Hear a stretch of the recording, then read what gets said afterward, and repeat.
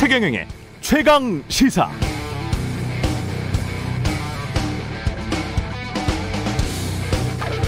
어정쩡한 불쏘시개로 경기 살릴 수 있을까?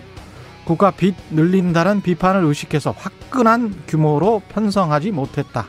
일각에서는 정부가 슈퍼 추경을 할 것으로 예상했지만 정부 답안은 기대에 못 미쳤다. 애매한 규모의 추경으론 효과가 의문이다. 추경하려면 과감히 하든지. 90년대 일본이 찔금찔금 재정 늘리다가 나랏빚만 키우고 경기는 살리지 못했다는 점을 상기해야 한다. 제가 방금 읽어드린 기사는 2016년 6월 29일 조선비즈입니다. 추경하려면 확실히 해서 경기 살려라. 이게 기사의 핵심 내용인데요. 지금 대부분 언론사들의 논조와는 정말 완전히 반대죠. 왜 그럴까요? 그때는 코로나19로 인한 세계적 경제 위기 상황도 아니었는데 말입니다. 그때는 박근혜 정부 때였고 지금은 문재인 정부이기 때문에 그런 것일까요? 인생은 가까이서 보면 비극이고 멀리서 보면 희극이다. 찰리 채플린이 그랬죠. 그런데 시간이 지나고 보면 인생이든 정치든 언론이든 어쩌면 다 코미디인지도 모르겠습니다. 안녕하십니까. 3월 3일 세상에 이익이 되는 방송 최경령의 최강시사 출발합니다. 저는 KBS 최경령 기자입니다.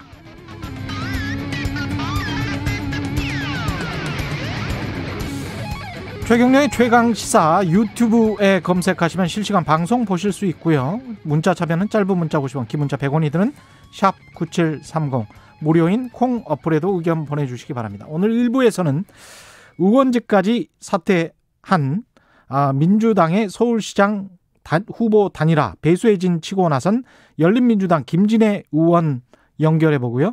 2부에서는 권성동의 정치권법 검사 출신 국민의힘 권성동 의원과 윤석열 검찰총장의 작심 발언, 속내가 무엇이고 의도는 무엇인지 꼼꼼히 짚어보도록 하겠습니다.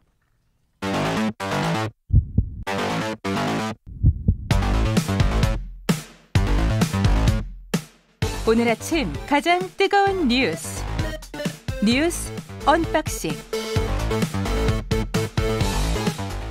자, 오늘 아침 가장 뜨거운 뉴스 언박싱 시작합니다. 민동기 기자, 김민아 시사평론가 나와 있습니다. 안녕하십니까? 안녕하십니까? 예, 오늘은 기분 전환을 위해서라도 윤석열 총장으로부터 시작하죠. 맨날 백신부터 시작해서.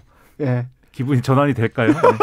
어떤 기분에서 어떤 기분으로 전환이 되는 건가요? 그거는 뭐 청취자분들의 정치적 성향에 따라서 약간 좀 다르실 수 있겠습니다. 윤석열 총장이 검사 생활 27년 만에 처음으로 언론 인터뷰를 했거든요. 예. 어제 국민일보와의 인터뷰에서 중대범죄수사청 설치 추진에 대해서 반대 의사를 밝혔고요. 예. 직을 걸고 막을 수 있는 일이라면 100번이라도 걸겠다. 이렇게 얘기를 했습니다.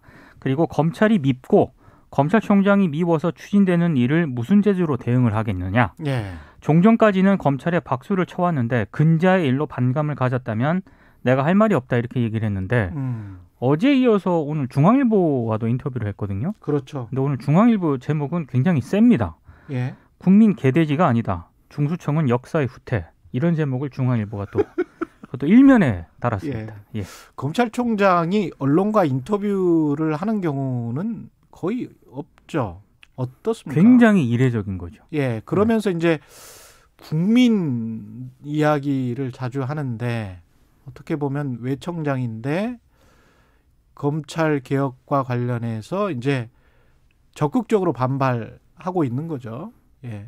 어떻게 봐야 될까요? 이게 검찰총장이 언론 인터뷰한 게 이례적이다 이렇게 보이는데 일단 저는 언론과의 인터뷰는 할 수도 있어야 된다고 봅니다. 왜냐하면 평소에도 그렇죠. 왜냐하면 구중궁궐에 있는 임금님도 아니고 대통령도 인터뷰하는데 그렇죠. 장관들이 다 자기 견해를 밝히면서 이렇게 언론 인터뷰할 수 있기 때문에 지금 현안에 대한 어떤 수사에 직접적인 영향을 미치는 게 아니라면 예를 들면 검찰에 대한 법무 행정에 대한 정책이라든지 이런 거에 한해서는 뭐 언론이나 이런 걸 통해서 자기의 의견을 밝히는 거는 가능하다고 생각을 하고요. 첫 번째로 이제 그래서 원칙적으로는 그 말도 맞습니다. 그렇죠. 예. 첫 번째로는 그래서 인터뷰를 한 거 자체를 가지고 이제 우리가 뭐 이 가치 판단을 하기는 좀 무리라는 생각이 들고 그렇습니다. 두 번째는 그래서 거기에 대한 정책에 대한 자기 입장을 밝힌 것까지는 좋은데 두 번째는 지금 이제 여당 일각에서 추진하고 있는 이제 그 수사권과 기소권을 분리하는 것에 대해서 이게 검찰이 권력에 대한 수사를 하다 보니까 그것이 불편해서 일종의 공적인 보복을 하는 거 아니냐라는 취지의 지금 반론을 하고 있거든요. 예. 근데 이거는 예를 들면 저 같은 평론가들이 이렇게 또는 정치권에서 정치적인 논쟁 과정에서 할 수 있는 일이지만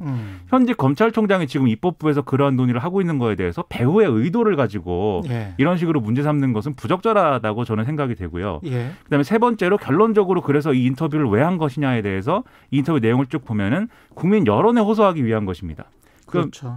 결국은 국민들이 아까 뭐 직을 뭐 100번을 걸겠다라고도 했다지만 사실은 이 얘기의 핵심은 직을 걸어서 막을 수 있는 것이라면 100번이라도 걸겠지만 그렇게 한다고 막을 수 없는 것이기 때문에 국민들이 관심을 가져줘야 된다. 이 얘기를 한 거거든요. 근데 결론적으로 이러한 그러면 검찰총장이 여론전을 선택한 것이 적절하냐. 이것도 부적절하다고 보는데 다만 이거는 지금까지의 정치적 맥락을 같이 볼 필요가 있는 게 예를 들면 지난해 이제 굉장히 뭐랄까요? 이 추미애 장관의 징계 청구라든지 이런 정치적으로 휘말리는 사건들이 계속 이어져 왔고 올해도 사실은 이러한 상황을 다시 만들지 않기 위해서 신현수 민정수석의 어떤 그 임명이라든지 이런 이제 좀 이벤트들이 있었지만 이게 다시 또 끊어지는 상황 아니겠습니까? 그래서 검찰 입장에서는 합리적으로 사실은 이 절차에 맞게 의견 제시를 하는 게 필요함에도 불구하고 그게 지금 뭔가 막혀 있다고 생각을 하는 것 같아요. 인터뷰를 보면은. 그래서 이런 점들을 같이 고려해서 볼 때는 결국은 이게 제가 볼 때는 결국 내용에 있어서는 부적절한 인터뷰지만 이것을 둘러싼 정치적 상황을 같이 봐야 이게 종합적으로 이해가 될 것 같다 이런 생각입니다. 전통적으로 보면 검사는 기소로 말하고 기자는 기사로 말한다. 뭐 이렇게 그렇죠. 고수를 해왔잖아요. 네. 그러면서 팩트와 주장을 엄격하게 분리를 해서 우리는 이제 기소는 정확하게 다 팩트이기 때문에 기소로만 말할 것이다. 근데 이거는 이제 윤석열 총장이 말하는 것은 일종의 뭐 어떻게 보더라도 주장인 거는 맞잖아요. 정치적인 주장을 해버린 거죠 지금. 김민하 평론가 아까 얘기에 조금 부연을 하면은요. 일단 민주당이 이 중수청과 관련해서 당론이 확정이 안 됐습니다. 지금 논의 중인 사안이고요. 그리고 검찰이 자체적으로 어떤 방안을 내놓든가 아니면 검찰의 입장이 어떤 것이다라고 정확하게 내놓은 상태에서 만약에 이제 그 연장선상에서 이 인터뷰가 나갔다면은 저는 이 쟁점 여러 가지 뭐 공론화 이런 부분이 가능하다고 보는데 그게 아니라 지금 국회에서 이 논의하는 것 자체가 뭐 민주주의의 뭐 후퇴라는 등 이 헌법 정신에 좀 반한다는 이런 얘기를 하는 게 이건 검찰총장의 언어라기보다는 약간 정치인의 언어지 않나. 실제로 이런 평가가 나오고 있거든요. 시점도 아주 재밌어요. 왜냐하면 김종인 위원장이 윤석열 총장으로서에게는 3월이 결정적인 순간이 될 것이다. 이런 말을 했다면서요. 그렇습니다. 이 인터뷰 막 나오고 이러니까 정치권에서는 이제 바로 이제 정치권 스타일로 해석을 하죠. 만약에 정치인에 가까운 사람이 이런 인터뷰 했으면 이건 이제 곧 출마 선언하는 겁니다, 이제. 그렇죠. 근데 어쨌든 뭐 윤석열 검찰총장이 실제로 그런 정치적인 뭐 계획을 세우고 있는지는 우리가 모르지만 그러다 보니까 정치권에서는 벌써부터 이제 이게 윤석열 총장이 드디어 정치로 뛰어드는구나. 뭐 어느 한쪽에서 뭐 기대감도 막 일어나는 것 같고. 그러다 보니까 지금이 이제 결정적 순간이다라는 김종인 비대위원장의 말도 나오고 뭐 이렇게 된 건데요. 근데 저는 오히려 지금 이런 식으로 얘기를 하고 있기 때문에 오히려 윤석열 검찰총장은 정치를 해서 안 된다고 봅니다. 정치 뭐 개인의 뭐 정치적 선택을 제가 뭐 강제하고 뭐 이럴 수는 없는 것이지만 이게 만약에 이렇게까지 어떤 뭐 일각에서 추진하는 어떤 뭐 검찰과 관련된 정책에 대해서 이렇게 대놓고 반대를 했는데 그 이후에 뭐 정치에 투신하는 과정이 이어진다라고 하면 그것은 당연히 이 주장에 대한 진정성이나 이런 것도 나중에는 이제 의심을 받게 되는 것이고 그리고 본인이 그렇게 뭐 사랑한다거나 검찰 조직에 끼칠 영향이라든가 이런 것 사실은 엄청나게 지금 부담스러울 수밖에 없는 국면이 올 거거든요. 그렇기 때문에 저는 뭐 이게 정치적인 계획이나 뭐 이런 거 이 스케줄을 가지고 그걸 염두에 두고 한 인터뷰라면 저는 뭐 그런 선택은 이 대한민국의 미래를 위해서라도 좋지 않은 선택이라고 생각합니다. 그러니까 검찰 내부 어떤 분위기 이런 것도 반영이 된 것 같아요. 실제로 이제 임기가 얼마 남지 않았잖아요. 7월까지니까. 이제 조금 있으면 조금만 지나면은 차기 총장 논의가 나올 수밖에 없거든요. 근데 지금 검찰 내부에서는 검사들이 굉장히 좀 반발하는 움직임이 있는 데다가 지금 총장이 먼저 사실은 임기가 더 짧기 때문에 그렇죠. 7월까지 레임덕은 윤석열 총장이 지금 먼저 왔어요. 먼저 사실은. 온 상황이고요. 예. 실제로 윤 총장을 비판하는 그런 글들이 막 이어지고 있는 그런 상황이거든요. 근데 만약에 차기 총장 논의가 막 시작이 된 상황에서 예. 그때 가서 만약에 윤 총장이 지금과 같은 얘기를 한다면은 검찰 내부에서는 지금 뭐 하는 거냐라는 얘기가 나올 수밖에 없는 거고. 너무 늦었다. 그렇습니다. 그래서 아마 지금 시점을 택한 게 아닌가 이런 해석도 있습니다. 그 부분은 제가 그래서 정치적인 다른 윤석열 총장 외적인 정치의 상황을 이제 같이 봐야 된다고 생각을 하는 게 예. 검찰총장이 뭐 대통령도 아니고 레임덕이라고 표현할 것 같으면은 사실은 검찰총장 임기 2년 중에 1년 하고 나면 레임덕입니다, 사실. 이게 예. 검찰총장이 모든 이제 검찰 수사를 뭐 예. 하나하나 다 통제하는 것도 아니고 사실 수사팀에서 이제 굴러가는 측면이 있는 거잖아요. 물론 이제 대검이 거기에 대해서 수사 지휘를 하면 따라야 되지만. 예. 근데 실질적으로는 어쨌든 간에 검찰총장 직책에 대해서는 1년이 지나면 그다음부터는 이제 실질적으로는 모든 수사에 뭐 이렇게 영향을 미치는 구조는 지금까지는 아니었는데 예. 역으로 말해서 윤석열 총장의 정치적 지위라든지 이런 힘을 사실상 이렇게 키워놓은 게 지난해 후반기부터 벌어진 부적절한 사건들이었단 말이죠. 오히려 여권이 윤 총장의 힘을 키워놨죠. 그렇죠. 예, 그런 그렇죠? 상황이 예. 됐고 그 연장선에서 지금 이 인터뷰까지 이어진 거기 때문에 이 정치적 맥락을 같이 고려해가지고 지금 상황을 바라봐야 되고 그렇기 때문에 사실 이 윤석열 검찰총장의 어떤 부적절함을 지적하는 거에 더해서 왜 이런 상황까지 지금 와버렸냐에 대해서 지금의 어떤 정치권과 지금 이제 그 중대범죄수사청 이 신설을 추진하는 분들이 한번 돌이켜 봤으면 좋겠어요. 이게 도대체 뭐 하는 건가? 그거 봐야 됩니다, 우리가. 예, 아주 시점은 절묘했다. 아주 훌륭했다. 예, 그렇게 생각을 하고요. 슬슬 재보선 이야기로 넘어가 보겠습니다. 4월 7일 서울시장 재보궐선거 대진표가 거의 나와 가고 있는데, 예. 김진애 후보 같은 경우에는 어제 이제 나중에 이제 인터뷰 끝나고 인터뷰를 하시겠지만 예.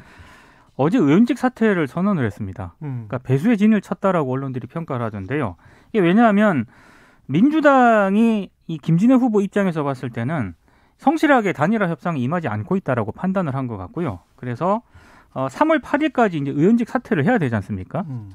이것만 지금 민주당이 바라보고 있다라고 판단을 한 것 같고, 예. 그래서 여기에 대한 좀 어떤 반발 성격도 있는 것 같고요. 그래서 뭐 민주당이 시간을 끌면은 단일화 문제는 어느 정도 해결되지 않겠느냐, 이렇게는 가지 않을 것이다라는 그런 의지를 밝혔다, 이런 평가가 나오고 있습니다. 그렇죠. 예, 긴장감을 확 불어넣어준 거는 맞는 것 같습니다. 일단 이 더불어민주당 입장에서는 그동안 이제 열린민주당의 이제 김진애 후보를 이제 볼 때는 이렇게 사실은 본 측면이 있다는 거죠. 이 열린민주당이 볼 때는 8일까지 어차피 뭐 후보직을 정리해야 그렇죠. 사퇴를 해야 의원직을 유지할 수 있는 건데 예. 그냥 둬도 되지 않겠는가. 예. 그럼 알아서 사퇴할 것이고 알아서 이제 뭐 선택지에서 없어질 것이니까. 그러면 내가 당연히 되겠지. 그렇죠. 예. 뭐 그럼 당연히 뭐 원하는 대로 단일화가 되는 것이다. 이렇게 판단한 거 아니냐라는 게 김진애 후보 측의 이제 의심일 것이고. 그렇죠. 그렇다라고 한다면 내가 의원직을 사퇴함으로써 의원직 사퇴를 던짐으로써 지금 뭐 이 후보 등록 기간이 되는 18일까지 시간을 벌고 이 기간 동안에 그냥 가만히 둘 거냐 나를 가만히 두면은 지금 의원직도 던졌기 때문에 예. 완주도 가능하다. 예. 성실하게 단일화와 관련된 협상이라든지 그리고 김진애 후보가 요구하는 게 뭐 역동적인 토론 뭐 이런 거 아닙니까? 그렇죠. 그 토론을 통해서 이제 박영선 후보를 이제 막 이렇게 공격도 하고 할 것인데 주로 이제 자신들의 어떤 개혁성이라든가 뭐 내세우는 슬로건 있지 않습니까? 매운맛 민주당 뭐 이런 걸로 이제 지난 총선에서는 이제 대응하고 뭐 이랬는데 예. 그런 개혁성을 막 얘기하면서 좀 존재감을 키우고 이런 과정을 거치지 않겠느냐라는 거고요. 그래서 김진애 후보 입장에서는 아마 이후에 서울시 정책이나 이런 데 좀 더 이제 강한 영향력을 미치고 싶은 생각이 하나가 있을 것 같고 예. 당 차원에서는 이 평론가들이 지금 이 상황을 놓고 많이 또 방송이나 언론에서 얘기를 하는 게 이 재보선 이후에 합당이나 뭐 어떤 통합 뭐 이런 데까지도 사실은 고려하고 있는 게 아니냐라는 해석도 나오고 있어서 예. 이게 이후 정국에도 뭐 일정 부분 영향을 미칠 것 같습니다. 개인으로 봤을 때는 열흘의 토론을 위해서 3년 2개월의 국회의원직을 사퇴를 한 거예요. 그렇죠. 남아있는. 네. 개인적으로 봤을 때는 대단한 결심입니다. 사실은. 예. 그리고 그 국회의원이 얼마나 좋은 자리인데. 그리고 김진애 의원이 또 표현한 바도 있는데 예. 서울 시민들은 국회의원 김진애보다는 서울시장 김진애를 원하고 있다. 이렇게도 이제 말씀을 하셨는데 예. 이게 또 그런 측면도 있을 것 같아요. 개인의 또 어떤 전문성이라든가 예. 꿈이 국토교통이 국회의원으로서 이제 입법 활동을 하는 것이냐 아니면 그게 어쨌든 어떤 경로든 간에 서울시의 어떤 도시 정책에 영향을 주는 것이냐 이 두 개를 놓고 비교해 봤을 땐 개인의 어떤 성향이란가 이런 것도 뭐 서울시 정책에 영향을 미치는 쪽에 더 가 있는 것이 아닌가라는 생각도 듭니다. 예. 오늘은 꼭 시간을 맞춰야 돼서 LH 이야기 짧게 하겠습니다. 한 2분 20초 남았습니다. 예. 그 정부의 광명시형 신도시 주택 공급 계획 발표를 앞두고요. LH 직원 한 10여 명 정도가 100억 상당의 7,000평 규모 토지를 사전 매입했다 이런 의혹이 제기가 됐고 이거를 민변하고 참여연대가 어제 기자회견을 통해서 이제 의혹을 제기한 거거든요. 2018년 4월에서 2020년 6월까지 이 사이에 LH 직원 14명 배우자 등이 총 10개 필지를 이 부근에서 구입을 했다는 겁니다. 매입 가격이 100억대에 가깝고 금융기관 대출액만 58억 정도로 추정이 되고 있는데 의혹이 제기된 직원 상당수가 LH에서 보상 업무를 담당을 했다라고 합니다. 이건 법적으로도 좀 만약에 사실이면 문제가 될 수 있기 때문에. 2018년에 했다는 거죠? 그렇습니다. 그리고 발표는 지금 최근에 났잖아요. 최근에 났기 때문에 이미 이걸 사전에 알고 투자를 한 것이다. 뭐 이런 의혹이 제기가 되고 있는데요. 여기만 했을까? 그래서 나오는 얘기가 있습니다. 그래서 나오는 얘기가 이게 지금 일부 토지만 특정해서 확인을 한 거거든요. 이것도 제보 때문에 알게 된 거거든요. 그렇죠. 근데 만약에 뭐 임직원 배우자라든가 친인척 명의로 토지를 매입한 경우까지 전부 파악을 한다면은 이게 더 늘어날 수 있다라는 게 민변 참여연대 주장입니다. 그러니까 지금 자체 조사해가지고 감찰하고 그 다음에 나온 거 가지고 이제 검찰 고발하고 뭐 이렇게 가려는 것 같은데 이게 사실은 이거 말씀하신 대로 이 건에만 해당하는 얘기인지 계속 돼온 얘기인지 그리고 심지어는 언제부터 그럼 된 건지 다 찾아내야 될 것 같고요. 뭐 검찰이 수사를 하든 빨리 이거를 뭐 정의를 실현해야지 고양이한테 생선을 맡겨놓고 계속 이렇게 살아서 되겠습니까? 고양이들을 다 잡아 넣어야 됩니다. LH 같은 경우는 이게 업무를 총괄하는 곳 아니에요? 그렇죠. 그리고 이 본부 하나만이 아니고 각 지역마다 다 있을 텐데 신도시. 그리고 사실 저 같은 사람들 입장에서는 공직사회가 다 의심스러워지는 그런 분위기이기 때문에 그건 꼭 바로 잡아야 됩니다. 이걸로 끝내야 되겠습니다. 뉴스 언박싱 민동기 기자 김민아 평론가였습니다. 고맙습니다. 고맙습니다. KBS 1라디오 최경영의 최강시사 듣고 계신 지금 시각 7시 37분입니다. KBS 날씨 정보입니다. 오늘 오후부터 추위가 풀리겠습니다. 아침 추위는 좀 있어서 서울도 영하 1도대고요. 대구 한령은 영하 15도까지 내려앉아 있습니다. 오늘 낮에는 서울 10도, 세종, 대구, 부산 11도, 광주 13도 등으로 대부분 평년보단 2, 3도 높게 기온이 오르겠고요. 내일부터는 따뜻한 남풍의 영향으로 낮 기온이 15도 안팎까지 올라서 일교차가 크게 벌어집니다. 모레까지 큰 일교차 속에 건강 잘 챙기시고요. 내일은 남부와 충청, 경기 남부, 강원 쪽에 비가 확대돼서 이후로 모레까지 남부와 제주는 비가 좀 더 오겠습니다. 지금 서울 기온은 영하 1도입니다. KBS 날씨정보 최영우였습니다. 계속해서 이 시각 교통 상황은 KBS 교통정보센터의 이현 씨가 정리해드립니다. 네, 최근 눈이 내린 지역에서는 도로 살얼음이 생긴 곳이 많습니다.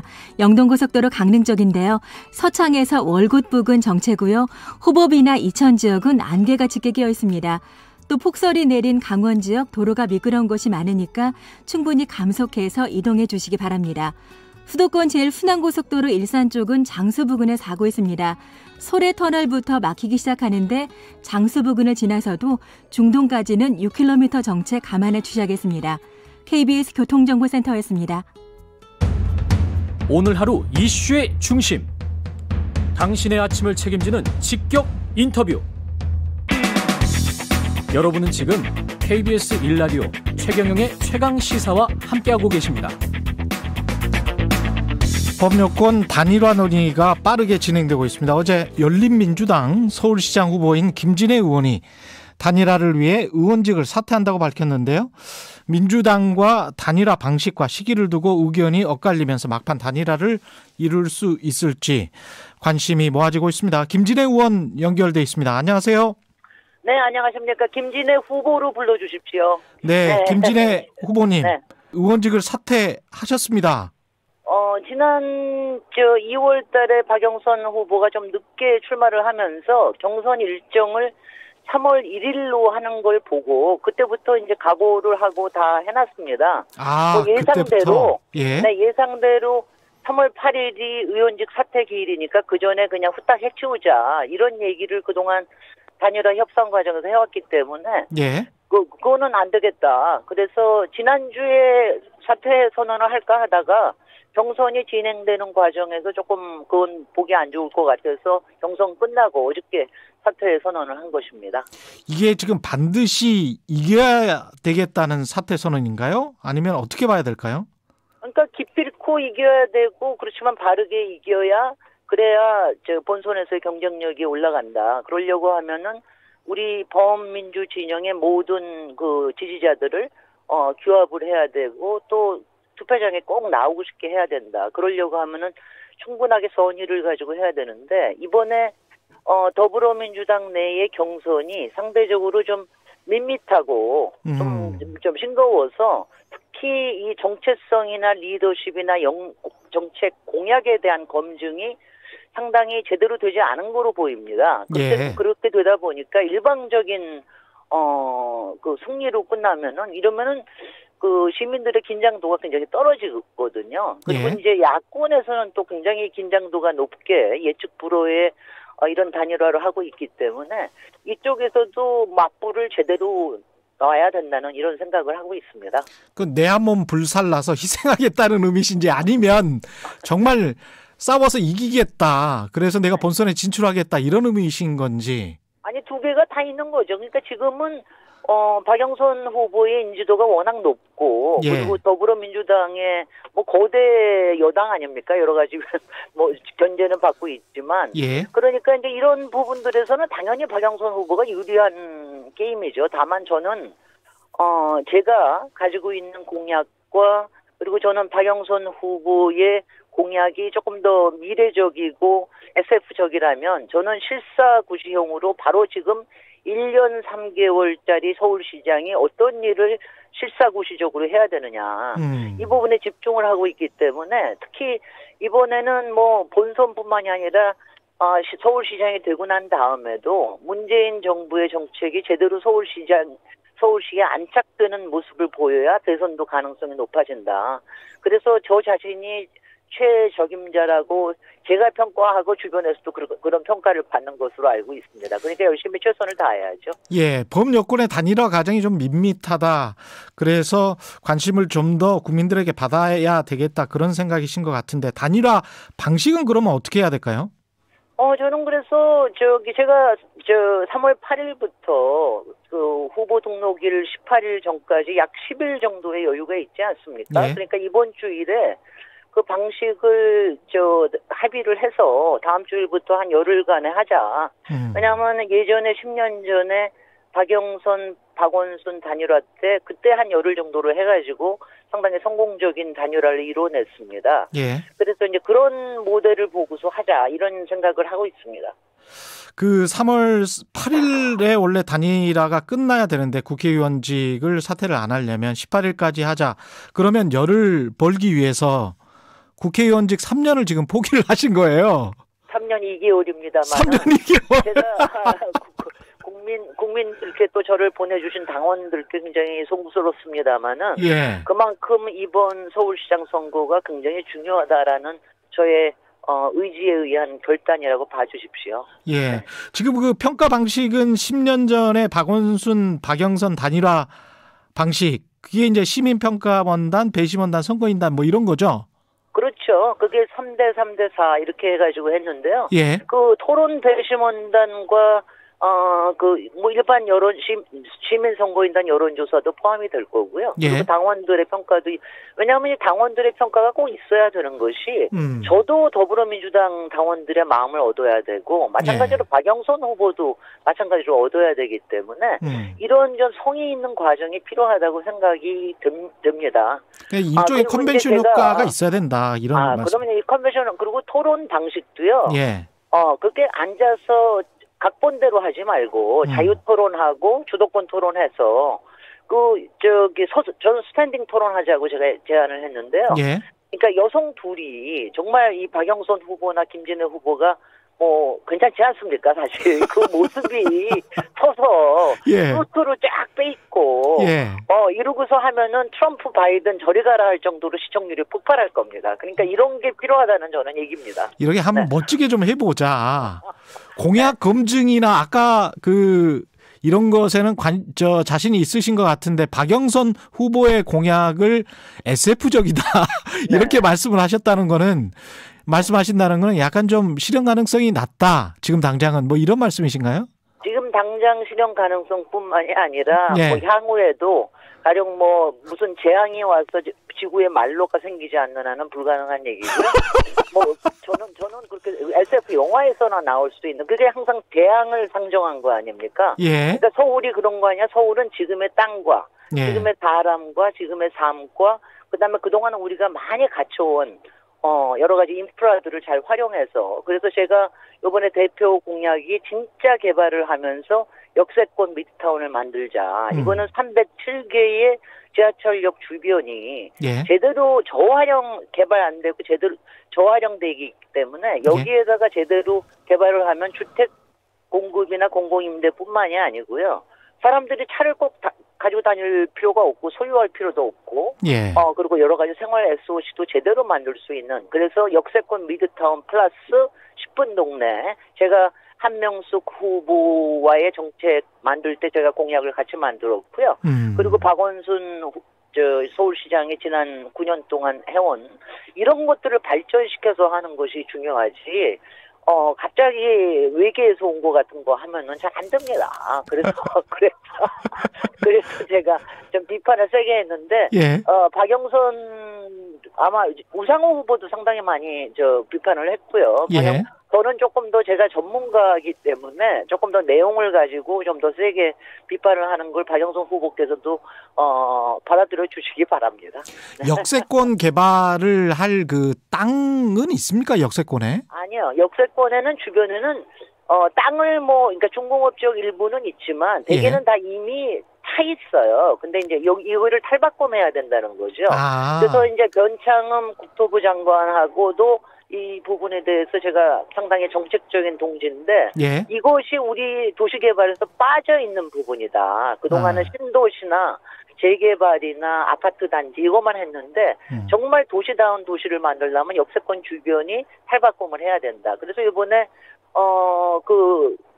국토부에서 발표한 이사 대책에서도 역세권에 대한 여러 가지 규제를 완화하면서도 그 완화한 부분의 절반 정도는 공공의 이익으로 환수하는 이렇게 되면은 공공과 민간이 윈윈 할 수 있는 거죠. 다만 이것이 현장에서 되려면은 지구를 지정하는 거나 도시계획을 수립하는 거나 또는 사업을 인허가권을 가지거나 SH공사하고의 이런 매치를 만들어주는 거 이게 서울시장이 꼭 해야 되는 일이거든요. 그런 거는 아무래도 제가 워낙 그런 메커니즘을 잘 알고 하기 때문에 훨씬 더 적합하다 이렇게 생각하고 있습니다.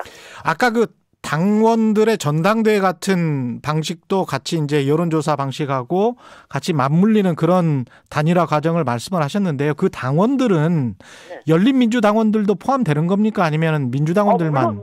물론 양쪽 당원들이 다 포함이 될 테고요.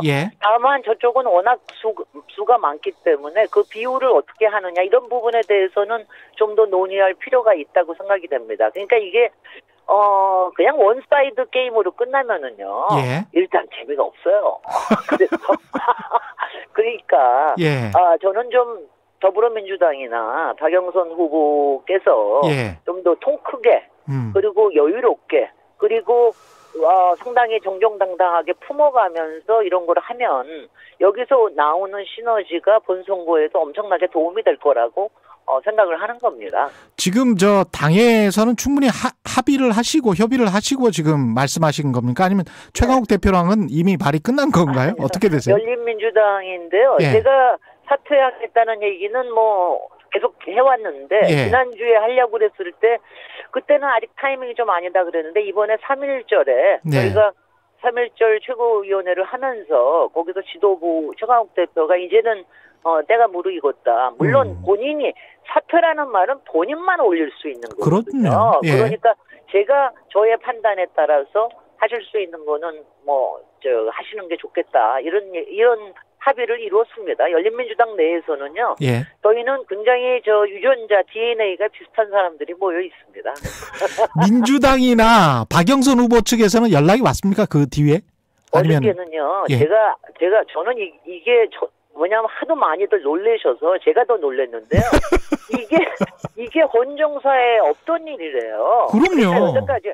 그래서 제가 그래요. 그래서 저는 놀랐는데 그 충격이 너무 심했던지 이게 진짜냐 하는 확인 전화는 왔었지만 다른 단일화에 대한 이런 논의는 아무 전화가 안 왔다는 거 보니까 좀 충격을 사귀실 시간이 필요한 것 같습니다.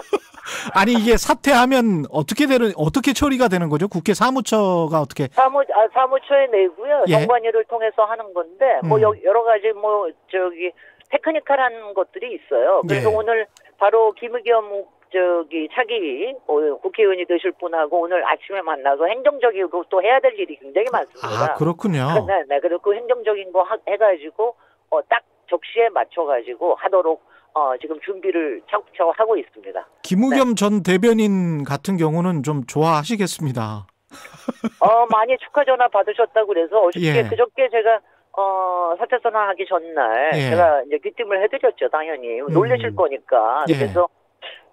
그래서 많이 어저께 전화 많이 받으셨다고 합니다. 밥을 여러 번 사셔야 될 것 같아요. 김의겸 전 대변인이. 요새 밥을 못 먹는 시대라서 너무 아깝습니다. 이게 이제 저는 그것보다도 김의겸 전 대변인께서 오셔서 지금 열린민주당이 하고 있는 언론 개혁 법안이나 이런 부분에 추진력을 가지고 하실 수 있게 그게 더 중요하다는 생각을 합니다. 저희 열린민주당의 역할이 그런 개혁 과제를 완수하는 거니까는요. 충분히 그런 부분에 큰 역할을 하실 거라고 저도 기대하고 있습니다. 제가 국회에서 했던 거는 좀 유쾌하면서도 웃음을 주면서도 뼈를 때리는 역할이 많았는데 김의겸 우리 의원님은 좀 진중하시고 굉장히 품격이 높으시고 하니까 아마 또 다른 열린민주당의 모습을 보여줄 수 있을 것 같습니다. 김의겸 전 대변인은 언론개혁적으로 그러면 만약에 그 후보님이 안 되면 박영선 후보와 해서 안 되면 그러면 뭐 하실 거예요? 저는 원래 할 일이 많은 사람이라는 걸 잘 아실 테고요.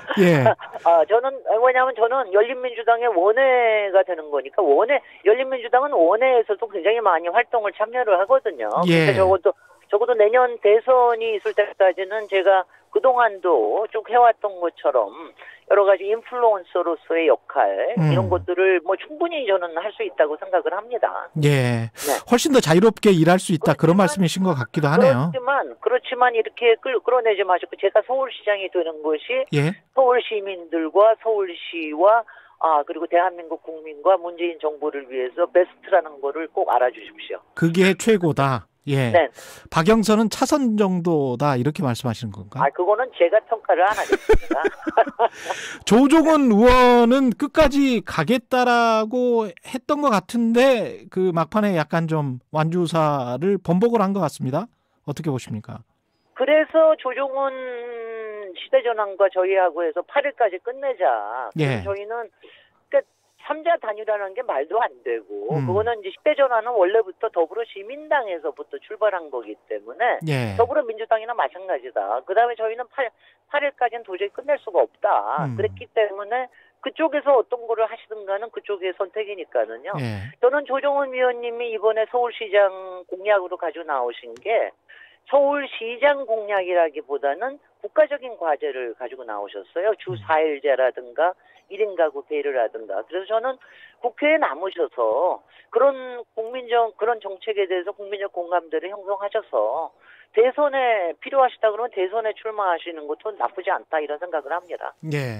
지금 상황에서 범여권이 서울시장 이길 수 있다라고 생각하세요? 판세는 어떻게 좀 아십니까? 지금 팽팽하지 않습니다. 팽팽하다?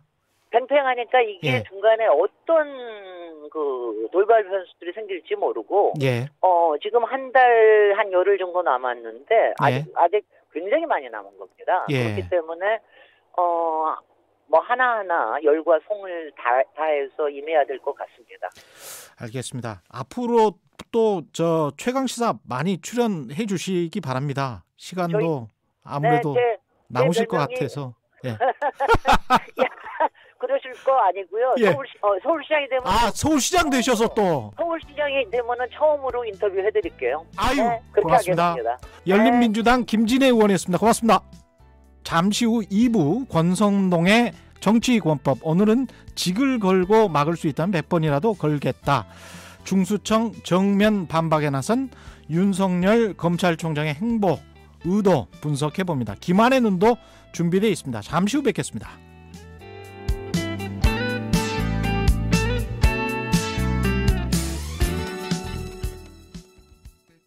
말 같은 말.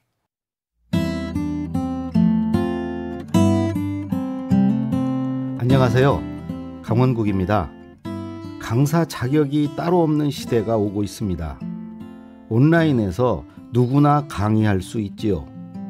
하지만 강의의 수준은 천차만별입니다. 강의는 크게 4단계로 진화하는 것 같습니다. 의식의 발전 단계와 비슷한데요. 1단계는 내가 무엇을 모르는지 알지 못하는 단계입니다. 형편없이 강의하면서도 뭐가 문제인지를 모릅니다. 2단계는 자신의 부족한 부분을 아는 단계입니다. 1단계보다는 낫지만 부족한 부분을 들킬까봐 쭈뼛쭈뼛해서 듣는 사람이 조마조마합니다. 3단계는 자신이 무엇을 잘하는지 알고 그것을 키우기 위해 노력하는 단계입니다. 그런데 그 노력이 부자연스럽게 보여서 듣기에 편안하진 않습니다. 마지막 4번째는 무심결의 능력을 발휘하는 단계입니다. 능력이 몸에 배어 자연스러운, 그러니까 제가 이루고자 하는 최고의 경지이지요. 저 역시 강의를 처음 시작할 때는 아는 것을 말하기에 급급했습니다. 그러다가 청중이 눈에 들어오기 시작하면서 그들에게 도움이 되기 위해 강의하게 됐습니다. 비로소 강의다운 강의를 시작했고 강의를 즐기게 됐습니다. 그래도 부담스러운 강의는 여전히 있습니다. 청중의 수준이 높거나 성향상 내게 우호적이지 않을 때입니다. 이런 청중에게서 좋은 반응을 얻으려면 재미와 웃음으로 시작해서 주의를 끌어당겨야 합니다. 강의 내내 알찬 내용으로 시간 가는 줄 모르게 만들고 끝에는 감동과 통찰의 여운을 남기는 겁니다. 이건 제가 꿈꾸는 강의이기도 합니다. 열심히 하다 보면 언젠가는 이룰 수 있겠지요. 이 방송을 듣는 여러분도 마찬가지고요. 강원국의 말 같은 말이었습니다. 무지했던 첫 번째 말, 뻣뻣했던 두 번째 말, 나라는 껍질을 벗은 세 번째, 네 번째의 말. 이렇게 경험의 역사가 쌓여야 고수가 되는 겁니다.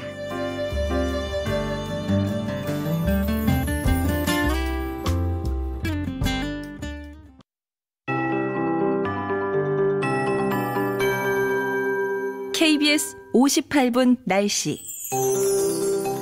아침 공기가 차갑습니다. 다행히 오늘 오후부터는 추위가 풀릴 것으로 예상하고 있습니다. 현재 서울의 기온은 영하 0.9도입니다. 어제보다 조금 더 기온이 떨어져서 영하권이고요. 대관령은 영하 15도대로 오늘 아침 가장 추운 지역입니다. 낮 기온은 서울이 10도까지 오르겠고 두 자릿수로 진입을 하면서 평년보다 2, 3도 높겠습니다. 세종, 대구, 부산이 11도, 광주 13도 등 전국이 6도에서 13도까지 올라 기온이 좀 회복이 되겠습니다. 고요. 오늘 밤부터는 이제 따뜻한 남풍도 불어오면서 내일 낮에는 오늘보다도 더 기온이 오르고 전국이 온화하고 푸근하겠습니다. 하지만 당분간 일교차가 크게 벌어지면서 아침과 낮의 기온 차이가 10도에서 20도가량으로 벌어져 환절기 면역력 잘 챙기셔야 될 정도로 건강관리 신경을 쓰셔야 되겠고요. 오늘 중부지방은 맑겠고 남부지방은 가끔 구름 많겠습니다. 내일은 비 소식이 좀 들어있는데요. 내일 오전에 전남과 제주에 비가 시작이 돼서 그 밖에 남부와 충청, 경기, 강원 쪽으로 점차 오후에 더 확대되겠습니다. 내일 서울은 빗방울 정도 예상이 되는데요. 남부와 제주는 모레, 경칩인 금요일까지 조금 더 비가 이어지겠습니다. 미세먼지 농도 상황은 무난하겠습니다. 지금 서울 기온 영하 0.9도입니다. 최영우입니다.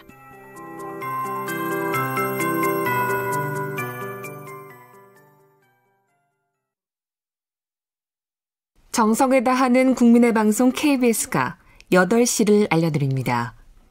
AM 711kHz, FM 97.3MHz, KBS 1라디오입니다. HLKA.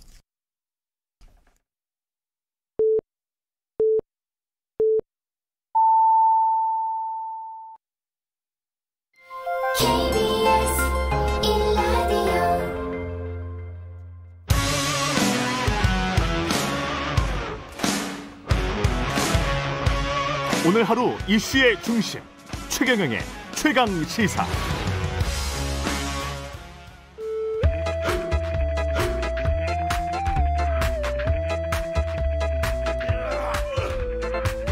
정치 권하는 남자 권성동의 정치권법. 네, 정치 권하는 남자 권성동의 정치권법. 여의도 정치의 뜨거운 현안들, 관록의 사선, 국민의힘 권성동 의원과 야당의 눈으로 자세히 들여다보는 시간입니다. 국민의힘 권성동 의원 나오셨습니다. 안녕하십니까? 예, 안녕하세요. 예, 윤석열 총장 이야기부터 할 수밖에 없습니다. 예, 직을 걸고 막을 수 있다면 100번이라도 걸겠다. 검찰 흔드는 정도가 아니라 폐지하려는 시도다. 강하게 반발을 하고 있습니다. 예, 언론 인터뷰도 일단 굉장히 이례적이고요. 현직 검찰총장이. 무엇보다 이제 권성동 의원님은 검사 출신이어서 특수검사 출신이어서 예. 상황을 굉장히 잘 아실 것 같아요. 글쎄, 뭐 저도 윤석열 총장의 속마음은 뭐가 뭔지 정확하게 알 수가 없고요. 이 사건은 우선 좀 한번 좀 그 본질이 뭔지 한번 좀 봐야 될 것 같습니다. 본질이 뭔가. 결국은 검찰이 대한민국 검찰이 아닌 문재인 정부의 검찰을 포기한 데 대한 정치 보복이다, 저는 이렇게 보고 있습니다. 정치 보복에 대한 반발이다. 예. 왜 그러냐면은 금년 1월 1일부터 이제 수사권 조정이 돼가지고 과거에는 모든 범죄 사건에 대해서 검찰이 수사를 했지만은 이제는 6대 범죄를 제외한 6대 중대 범죄를 제외한 범죄에 대해서는 경찰이 수사를 하게 돼 있거든요. 이런 수사권 조정이 이루어졌어요. 검찰 개혁의 일환으로. 이 수사권 조정을 한 사람이 누구냐면은 조국 전 장관입니다. 그러니까 쉽게 얘기하면은 중대 6대 중대 범죄는 검찰이 수사를 하고 나머지 사건은 경찰이 수사를 한다는 것이 수사권 조정의 내용이에요. 그런데 이번에 이제 민주당에서 이 중대 범죄 수사에 대한 검찰이 수사권을 다 뺏어서 중대 범죄 수사청을 만들겠다는 거 아니겠습니까?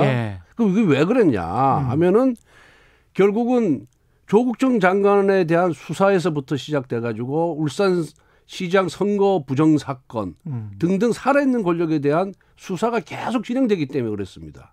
그래서 살아있는 권력에 대한 수사를 막기 위해서 추미애 전 장관이 수사지휘권을 발동해서 윤석열 검찰총장의 수사지휘권을 박탈을 했잖아요. 그다음에 그게 안 되니까 그다음에 징계 절차에 들어갔잖아요. 효력도 중지시키고 권한도 중지시키고. 그래서 그게 또 무산이 되니까 이제 최후의 수단으로 그러면 좋다. 검찰이 갖고 있는 너희들 수사권을 다 뺏어버리겠다. 박탈을 하겠다. 그리고 중대범죄수사청을 만들겠다. 이렇게 된 거예요. 그런데 검찰이라는 데가 수사권을 갖고 있어야지 그다음 수사 지휘를 할 수가 있는 것이고 그다음에 경찰이 성취한 사건에 대해서 보완 수사를 할 수 있는 거예요. 그런데 6대 중대범죄에 대한 수사권을 다 뺏겠다고 하는 거는 결국은 검찰이 존립 근거를 없애겠다는 거예요. 존립 자체를. 소위 말하는 생존을 안 시키겠다는 거죠. 그러면 지금 저 국민의힘 입장에서는 6대 중대범죄는 검사들이 계속 수사권을 가지면 나머지는 기존의 어떤 방향, 수사 기소권 분리 이쪽으로 가는 거는 찬성하시는 겁니까? 그건 찬성을 했죠, 우리가. 수사권 조정에 대해서 반대를 안 하는 겁니다, 지금. 그러니까 각상도 의원도 2018년에 수사 기소권 분리 관련된 법안을 저도 수사권 조정 법안을 냈어요. 지금 시행되고 있는 수사권 조정 법안과는 좀 차이가 있지만은 거의 비슷한 내용으로 저도 법안을 제출했었거든요. 그래서 일반 범죄에 대해서는 경찰이 수사를 하고 검찰이 그 경찰 수사 과정이 적법성이라든가 인권 침해에 대해서 감시 감독하는 역할을 해라. 그리고 중대 범죄에 대해서는 검찰이 수사를 해라라는 것이었는데 지금 조국 전 장관이 만들고 이 정부가 만든 이 제도를 시행한 지 이제 2달밖에 안 됐는데 다시 또 제도를 변화시키겠다는 또 거예요. 중수청을 중수청을 만들겠다고 하니까 그러면은 수사권이 없는 검찰은 존재할 이유가 없는 거다. 그러니까 존립과 관련된 문제니까 윤석열 검찰총장이 검사들 다 지켜보고 있는 거 아니겠어요. 그럼 핵심은 중대범죄는 놔둬라 이런 거네요. 그렇죠. 예. 그러니까 결국은 윤석열 검찰총장 입장에서는 검찰이 존립과 관련된 부분이니까 이번에는 세게 나갈 수밖에 없는 거죠. 이 시점 가지고 이야기를 해보자면 김종인 위원장도 윤석열 총장에게 3월이 결정적 순간이 될 것이다. 이게 이 발언이 나온 다음에 말씀을 하신 건데 이 의미는 상당히 정치적으로도 들리기는 합니다. 그래서 윤 총장이 이런 발언을 이 3월 초에 했다는 것, 이거는 어떤 정치적 행보를 계산한 것 아닌가, 어떻게 생각하세요? 저도 뭐 그거 배제하기 어렵다고 봅니다. 우선 이번에 윤석열 총장이 강력하게 반발한 첫 번째 이유는 자기가 평생 몸담아왔던 검찰 조직을 위해서인 거고요. 그 검찰 조직을 위한다는 얘기는 결국은 대한민국의 민주주의와 법치주의를 제대로 지키겠다는 의지 발로라고 저는 이렇게 보고 있습니다. 예. 두 번째는 만약 자기가 의도하는 민주주의와 법치주의를 지키겠다는 그 의도가 관철이 안 된다 그런다면은 예. 이제는 정치를 나도 하겠다라는 의사 표현이 아닌가 저는 그렇게 보고 있습니다. 왜 그러냐면은 예. 원래 윤석열이라는 사람은 타고난 검사였지 정치인의 DNA를 갖고 있지는 않았었거든요. 예. 그런데 정치에 입문시킨 것이 누구냐면은 정부 여당이에요. 정부 여당. 살아있는 권력에, 그러니까 소위 말해서 지난 정부의 적폐 수사를 할 때는 윤석열이 대한민국 최고의 검사다. 예. 최고의 검찰이다. 예. 이렇게 칭찬했던 게 정부 여당인데 그 살아있는 권력에 대한 수사가 시작되면서 조국 전 장관에 대한 수사가 시작되면서 이런 배은망덕한 친구가 있냐? 우리가 키워줬더니 칼을 거꾸로 잡고 우리를 향해서 칼을 휘둘러? 예. 이렇게 되면서 이제 윤석열 총장을 핍박하기 시작한 거예요. 그 윤석열 총장을 핍박하니까 국민들이 그걸 용납을 합니까? 그러다 보니까 이제 지지율이 올라간 거예요. 그러니까 정치에 입문시킨 것도 정부 여당이고 예. 대권 주자 반열에 올라서게 만든 것도 정부 여당인 거예요. 아니 근데 그 3월이라는 시점이 어떻게 보면은 윤 총장 입장에서는 그러니까 지지율이 그 전에 비해서는 좀 떨어지는 시점이었고, 그래서 뭔가 말을 해야 되는 시점이고, 게다가 친인척 관련 수사와 관련된 공소시효도 3월쯤이 거의 만기예요. 그래서 본인의 개인적인 것도 그렇고 말씀하신 대로 이제 검찰의 어떤 더 이상 물러설 수 없는 거다. 이런 어떤 세 가지가 다 복합적으로 작용하지 않았나. 저는 뭐 그 개인적인 문제는 여기에 관련돼 있다고 보지는 않고 있고요. 예. 기본적으로 이제 지지율이 굉장히 1등으로 가다가 대권 주자 지지율이 1등으로 가다가 그렇죠. 그다음에 문재인 대통령이 연두 기자회견에서 문재인 정부의 검찰총장이다. 예. 그러면서 이제 핍박을 중단을 했어요. 예. 쭉 빠졌잖아요, 거품이. 예. 쭉 빠졌다가 이제 한 15% 정도가 이제 최근 여론조사는 됐는데 그렇죠. 갑자기 중대범죄수사청을 하면서 검찰 수사권을 박탈을 하겠다. 하니까 윤 총장 입장에서 이건 저항할 수밖에 없는 거예요. 국민의힘 입장에서는 윤 총장이 정치를 한다고 나온다면 환영하는 입장입니까? 지금 상황이 뭐 환영하고 뭐 찬성하고 환영하고 뭐 반대하고 그런 상황이 아니고요. 예. 어쨌든 간에 국민들이 야권의 대권 후보 중에 한 명으로 지금 생각을 하고 있고 또 지지율이 1등을 나오고 있기 때문에 우리 당 입장에서 뭐 찬성하고 뭐 반대하고 이런 입장이 아니고 만약에 나온다 그런다면은 야권 후보의 한 명을 우리 당 입장에서는 인정할 수밖에 없다. 인정할 수밖에 없다. 이렇게 지금 보는 거죠. 그래서 결국은 윤석열 총장이 정치를 하느냐 안 하느냐는 정부 여당의 태도에 달려 있는 것이고 이 중대범죄수사청 이 발족 이 부분도 정부 여당이 아마 한 발 양보할 거라고 저는 봐요. 속도 조절할 거라고 봅니다. 속도 조절 안 하면은 윤석열만 키워주는 꼴이 되거든요. 그거는 여당도 지금 바라고 있지 않는 그런 상황이기 때문에 아마 속도 조절할 거다 이렇게 저는 생각을 하고 있습니다. 그런 의미에서는 윤석열 총장의 이번 발언이 검찰을 위해서는 굉장히 좋았다 이렇게 보여지네요. 그 시점도 그렇고 발언의 그렇죠. 세기도 그리고 그렇고. 뭐 윤석열 총장이 만약 자신의 뜻이 관철이 안 되고 사퇴한다 하더라도 지금 당장은 아니라고 보고 있고요. 지금 뭐 월성원전 1호기 경제적 평가 관련해 가지고 지금 청와대 권력에 대한 수사가 지금 진행되고 있지 않습니까? 어느 정도 그런 관련 정치 관련 수사가 마무리되는 시점이 아마 사퇴 시점이 아닐까 저는 그렇게 조심스럽게 예상을 해봅니다. 청와대는 국회를 존중해서 정해진 절차에 따라 차분히 의견을 개진해야 된다 이런 발언을 했는데 관련해서 국회를 그러니까 존중하지 않았다. 차분히 의견을 개진하지 않았다. 이렇게도 이제 해석이 그렇죠. 됩니다. 예. 그런데 이게 이제 윤석열 총장이 지금까지 태도를 보면 그렇게 강하게 기자회견을 하면서 또 기자 인터뷰를 하면서 강하게 자기 자신의 의견을 표출한 적이 없어요. 수사 지휘권을 박탈당할 때도 그다음에 자신이 징계를 당할 때도 법적 절차를 밟았어요. 법원에 가서 호소를 했고 그다음에 워딩도 점잖게 했습니다. 민주주의와 법치주의를 지키는 차원에서 이런 행동을 한다. 아니 오늘 중앙일보는 아니 그러니까 과거에 점잖게 했는데 이번 사안은 수사권을 박탈한다 그러니까 이건 검찰 제도를 없애겠다는 거 아닙니까? 형해시키겠다는 거 아니에요. 그리고 이걸 좀 보복하겠다는 거 아니에요. 그러니까 이건 도저히 참을 수가 없다 하니까 이번에는 굉장히 강한 어조로 또 강한 워딩으로 자신의 의사를 표출을 한 겁니다. 이 만약에 안철수 후보가 서울시장 후보가 돼서 서울시장이 되고요. 그다음에 윤석열 총장이 정치를 하겠다라고 하면 그래서 뭐 중간에 사퇴를 한다고 친다면 이제 국민의힘 입장에서는 안철수, 윤석열, 그다음에 국민의힘 자체 또 대통령 후보가 여러 분 계시죠. 있을 거란 말이죠. 그러면 이거 어떻게 해야 되나요? 뭐 안철수 대표가 서울시장 후보가 돼서 서울시장이 당선이 된다 그런다면 본인은 대권 도전 안 하겠다 그랬고.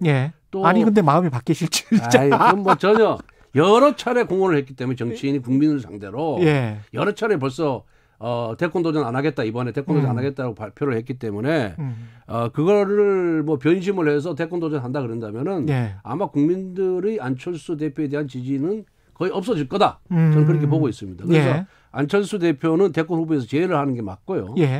나머지 후보들은 윤석열 총장이 우리 당에 들어오면은 들어와서 또 가서 경선을 통해서 후보를 뽑으면 되는 것이고요. 만약에 안 들어오고 제 3지대에 있는데 지지도가 높다 그런다면은 야권 통합이 안 되면은 뭐 우리가 대통령을 갖고 올 수가 없잖아요. 야권 입장에서는. 그렇죠. 그러면 이번에 서울시장 선거처럼 서울시장 야권 통합 그런 절차를 밟으면 된다. 야권 단일화 절차를 밟으면 된다. 저는 그렇게 보고 있습니다. 지금 그러면 만약에 윤석열 총장이 밖으로 나온다면 제3지대 같은 그런 상황이 되는 겁니까? 지금 현재 서울시장? 일단은 뭐 그렇게 보면서 본인도 우리 당에 국민의힘에 들어오는 것이 유리한 건지 제3지대에서 남아서 가는 것이 유리한 건지 본인은 이제 소위 말하면 주판을 튕겨보겠죠. 계산하겠죠. 그렇군요.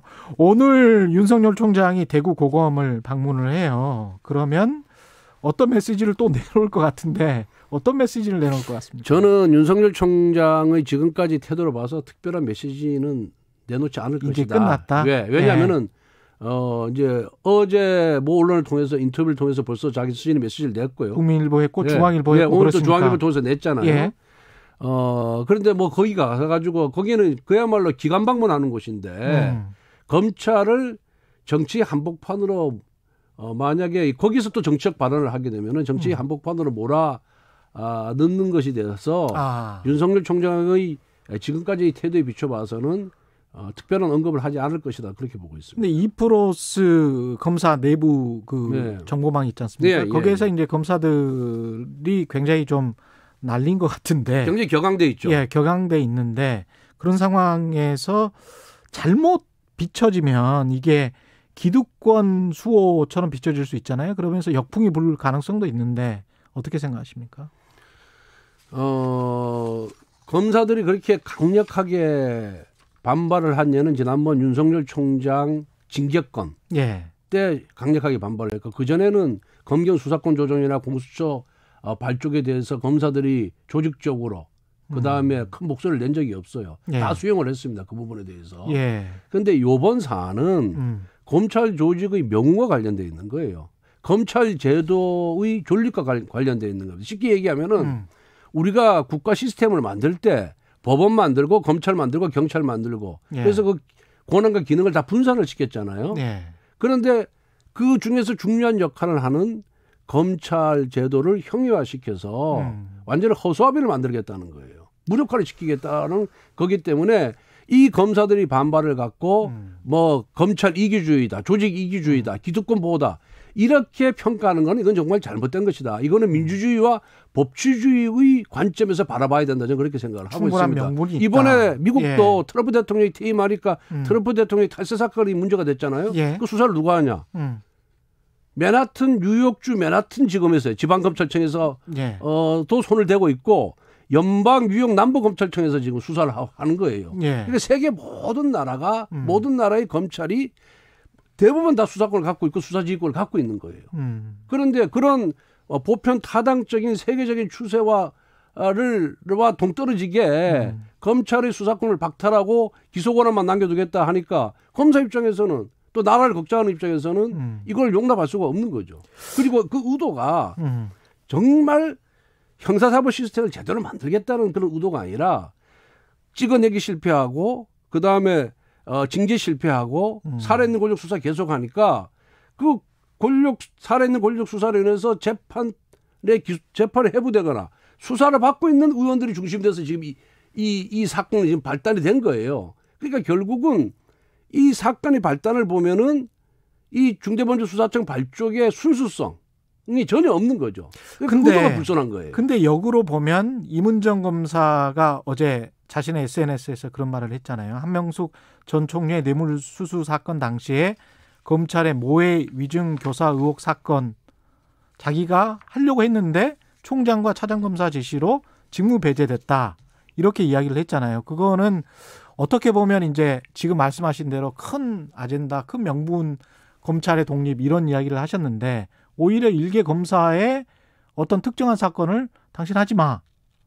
이거는 어떤 정치적인 풍향계로 왔다 갔다 하는 거 아닌가요? 아니 그 이문정 검사의 주장은 그야말로 일방적인 주장이고요. 아 그래요? 예, 대검에서 해명 자료가 나왔잖아요. 이문정 검사한테 한명숙 전 총리 감찰 사건 관련 감찰 사건을 맡긴 적이 없다. 그리고 이문정 검사의 직위가 뭐냐면은 검찰 연구관이에요. 아니 근데 이제 법무부에서 수사 검사로도 이제 임명을 했으니까. 검찰 연구관이라는 것이 뭐냐? 그건 이제 최근에 된 거고. 검찰 연구관이라는 것이 뭐냐 하면은 대검에 있는 각종 제도 정책을 보좌해 주는 역할이에요. 그러니까 감찰권이 없는 거예요. 감찰 연구관한테는. 감찰권을 누가 갖고 있냐? 대검 감찰부 내에 감찰 1과장, 2과장, 3과장, 1, 3과장만 갖고 있는 거예요. 그러니까 감찰 연구관 감찰 1과나 3과에 소속된 검사가 아니라 감찰부 대검 총장 직속에 돼 있는 보좌하는 역할을 기능을 하고 있어요. 그래서 감찰 권한이 없는 사람이 마치 감찰 권한이 있는 것처럼 자기가 하려고 했는데 못하겠다는 주장 자체가 어불성설이죠. 아니 일개 이제 수사 검사로 또 발령을 받았으니까 수사검사를 발령을 받아도 그 사건을 배당을 해야 수사를 할 수 있는 겁니다. 검사라고 해서 아무 사건 다 할 수 있는 게 아니거든요. 근데 그런 어떤 진정이 들어오거나 이 사건을 자기한테 배당을 해야지 비로소 내가 이 사건에 대해서 수사 권한이 생기는 겁니다. 감찰 권한이 생기는 거예요. 그럼 사건 배당을 안 해준다는 거는 조금 좀 이상하지 않습니까? 감찰 3과에 배당을 했다니까요. 이문정 감찰 연구관한테 배당을 한 게 아니라 감찰 3과에 배당했어요. 한마디로 얘기하면은 가짜 뉴스에 이문정이 만든 가짜 뉴스가 지금 그 내용입니다. 그렇군요. 시간이 별로 없어서 보궐선거 이야기를 짧게 하죠. 일단 국민의힘 후보하고 안철수 후보 간에 어떻게 정해져야 되나요? 2번이냐 4번이냐의 문제도 있고 그다음에 여론조사냐 다른 방식을 차용하느냐 이런 문제도 일단 있고. 여론조사로 100% 여론조사로 하기로 이미 뭐 묵시적으로 합의된 거나 마찬가지예요. 그래요? 예. 김근식 비전전략실장은 딴소리 하던데. 그건 뭐 다른 방법을 할 방법이 없죠. 혼란만. 아니 우리 당 후보를 뽑는데도 100% 시민 여론조사를 했는데. 그러니까요. 그와 다른 방식을 도입하겠다는 발상 자체가 오히려 불신과 혼란만 저는 가중시킨다 이렇게 보고 있고요. 김근식 실장하고는 좀 다른 말씀이시네. 그래서 그거는 뭐 100% 시민 여론조사로 가야 된다는 게 맞고. 우리 당의 입장에서는 야권 단일 후보가 되면은 그래도 제1야당인 국민의힘 후보 기호 2번 후보로 나가는 것이 저는 맞다라고 생각을 하고 있습니다. 기호 2번으로 하는 게 맞다. 마지막으로 민주당 그다음에 특히 이제 김진애 열린민주당 후보 의원직 사퇴해버렸습니다. 그래서 약간 좀 그쪽은 뭐랄까요? 분위기가 다시 사는 것 같은 그런 느낌인데 어떻게 보십니까? 그래서 이제 국민의힘과 국민의당은 약간 성격이 다르지 않습니까? 하나는 예. 보수, 하나는 중도고 이래서 예. 이 둘이 단일화됐을 때는 시너지 효과가 있다고 보는데 예. 일반 국민들 입장에서는 민주당이나 열린민주당이나 자 초록이 동색이라 보고 있거든요. 예. 그래서 이 두 당이 합친다고 무슨 시너지 효과가 있겠느냐. 저는 그렇게 보고 있고 그래서 김진애 뭐 열린민주당 후보가 계속 뭐 여권 후보 단일화하자고 이렇게 주장을 하고 있는데 예. 그 뭐 파장이 그렇게 크지 않으리라 이런 생각을 하고 있고 예. 김진애 의원 주장에 대해서도 저도 고개를 좀 갸우뚱하고 있습니다. 그 좋은 국회의원직을 예, 사퇴하시고. 그래서 무슨 의도인지 잘 모르겠어요. 알겠습니다. 말씀 감사하고요. 정치 권하는 남자 권성동의 정치권법 국민의힘 권성동 의원이었습니다. 고맙습니다. 예, 감사합니다. 예.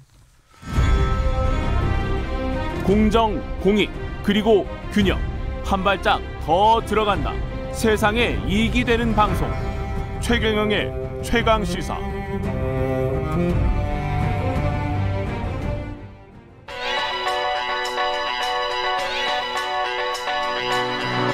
최강시사 김한의 눈. 네, 김한의 눈 시작합니다. 재난지원금 이야기. 네, 오늘 합니까? 재난지원금 얘기입니다. 예, 재난지원금 이야기 뭐 특별한 게 없을 것 같은데 아주 또 새로운 시각으로 뭔가를 바라보고 있습니까? 뭐 예. 지원 대상과 이 재난지원금을 주는 방식에 대한 결국 이제 문제인데요. 예. 이번이 4차입니다. 예. 이번이 이제 19조 5천억 원 규모고 내일 아마 국회에 제출이 될 텐데 이 재난지원금 이런 거 아니겠습니까? 재난 국면에서 어쩔 수 없이 소득 감소가 발생한 사람들이 그렇죠. 있는데 예. 그게 이제 뭐 행정적인 조치 때문이든 아니면 여러 가지 다른 이유 때문이든 이 부분에 대해서 정부가 긴급하게 이제 지원을 해주는 건데 천재지변이에요. 홍수 그렇죠. 나서 네. 홍수 나서 지원해 주는 거하고 똑같아요. 네, 난민들에게. 그렇습니다. 예. 그런 상황인데 이제 거기서도 소외되는 사람들이 있다라고 한다면 이번이 뭐 1차라고 한다면 예.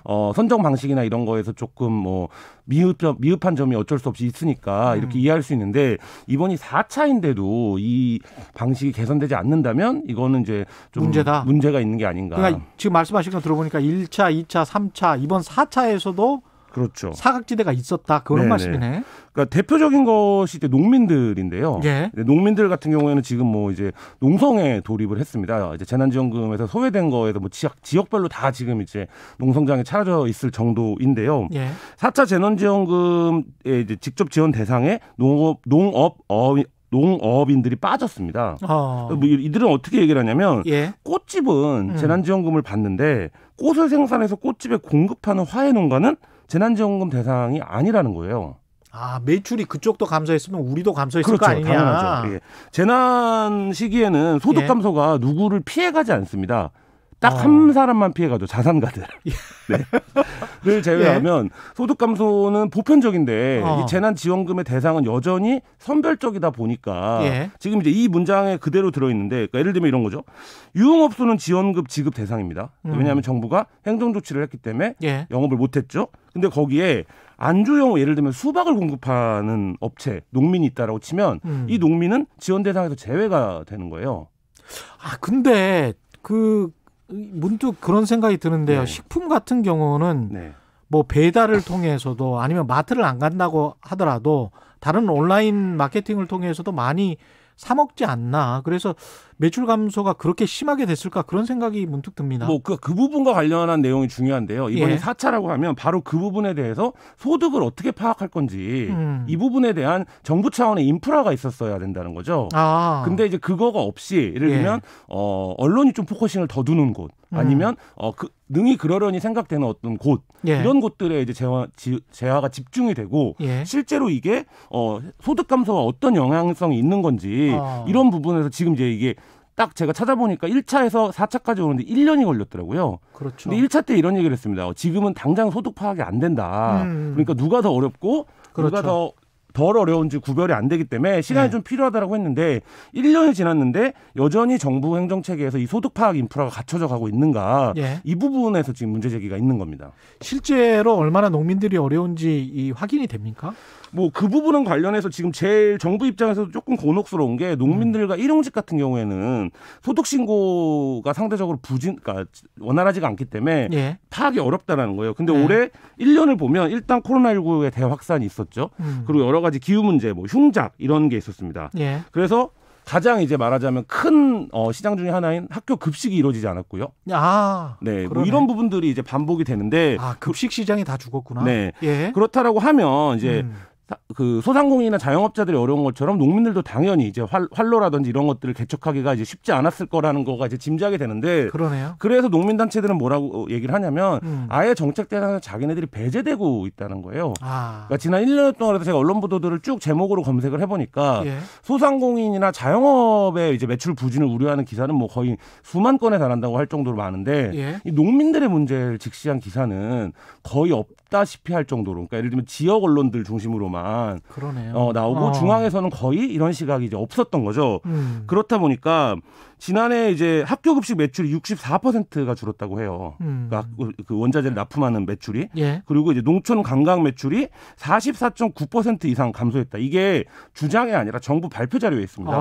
그럼에도 불구하고 예. 이 농민들에 대한 이제 지원이 정책당에서 이제 그 배제된 이런 상황입니다. 농민들이 직접적으로 목소리를 내야 되겠습니다. 이거는. 예, 그래서 어제 이제 뭐 이낙연 민주당 예. 대표 의원실 방문도 하고 농민단체들이 이제 재난지원금 관련된, 그러니까 이게 결국엔 아까 소득 파악 인프라도 말씀드렸지만 농민이라고 하는 집단을 정치권에서 정책에서 어떻게 바라보느냐 이 시각의 문제이기도 하거든요. 예. 근데 이게 당연히 뭐 한국 사회가 굉장히 중앙 집중적인 사회이기 때문에 중앙에서 보이지 않으면 없는 문제가 되어버리는 이런 상황이 되는데 그렇죠. 여기에 선별지급의 기준까지 도입이 되니까 홍남기 경제부총리가 1차 재난지원금을 지급할 때 딱 1년 전입니다. 2020년 예. 3월 달에 왜 재난지원금을 지급해야 되는지를 스스로 밝힌 적이 있어요.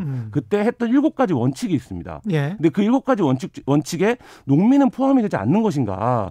이런 부분에서 제가 이제 다시 읽어보면 예. 굉장히 좀 이번에도 뭐 굉장히 뭐 얼마를 편성할 거냐 이런 거를 두고 입시름이 길었는데 예. 사실 지원 대상과 지원 방식 그리고 지원 시기에 있어서 좀 적절한 판단이 이루어졌는가 이런 부분에서 여전히 좀 회의적인 부분이 있습니다. 관련 부처 농식품부 장관은 여기에 관해서 뭐라고 합니까? 아직 뭐 언론상에는 한마디 등장한 적이 없는데요. 그래요? 네. 그러니까 어차피 이제 이런 인식이 있는 것 같아요. 어차피 농민들은 계속 어려웠다. 예. 한국 농산물 계속 이제 소비 부진이 있었고 가격의 등락이나 폭이나 이런 것도 굉장히 컸고 그냥 어려웠기 때문에 예. 이런 부분에 있어서 특별히 정책적으로 더 배려해야 된다든지 아니면 재난 시기에 지원해야 된다든지 이런 이제 필요성 같은 것들이 주무부처 차원에서도 좀 발의가 안 되는 측면이 있는 것 같고요. 그러네. 네. 예. 그리고 또 한 가지는 지금 이제 재난지원금이 이제 분야별 지원이기 때문에 예. 소득 분야에 따른 지원이 이루어지지 않고 있습니다. 근데 전문가들은 차라리 선별적으로 줄 것이라고 한다면 소득 분야에 따른 지원이 더 효과적이다. 그러니까 업종이나 그 방식을 가리지 않고 뭐 하위 소득 40% 뭐 까지는 얼마를 주고 뭐 이런 예. 식이죠. 근데 사실 이제 그 부분에 대해서 계속 이제 정부도 방향성이나 타당성은 인정을 하지만 재난지원금을 줄 때마다 어떤 분야를 선정한다든지 이런 데 굉장히 좀 힘겨루기를 하거든요. 예. 그러니까 이게 오히려 재난지원금의 성격을 좀 훼손하는 게 아닌가라는 생각도 듭니다. 농민이라고 한다면은 직접 이제 농사를 경영하고 이런 하는 사람들인데 네. 사실은 국회의원들이 농지 많이 가지고 있지 않습니까? 전체 농지의 25%를 갖고 있습니다, 무려. 그러니까 국회의원들의 25%가 농지를 갖고 있다는 거죠. 국회의원들의 25%가 네. 농지를 가지고 그러니까 국회의원 있다는 거죠. 중에 25%가 사실 농민입니다, 법적으로는. 네. 근데 네. 그럼에도 불구하고 왜 이 농민에 대한 그 지원이 이루어지지 않냐? 이 사람들 지주니까. 그렇죠. 그 부재 부분입니다. 지주니까. 바로 그렇습니다. 예. 그러니까 지금 우리가 생각할 때 시골에서 농사 짓는 사람들이 땅 갖고 농사 짓는 것 같지만 그렇죠. 대부분 고용된 사람들입니다. 그렇습니다. 그러니까 그 부분에 대해서도 좀 정부 차원에서 고민이 더 필요해 보입니다. 감사합니다. 김한의 눈이었습니다. 감사합니다. 네. KBS 1라디오 최경영의 최강시사 2부는 여기까지입니다.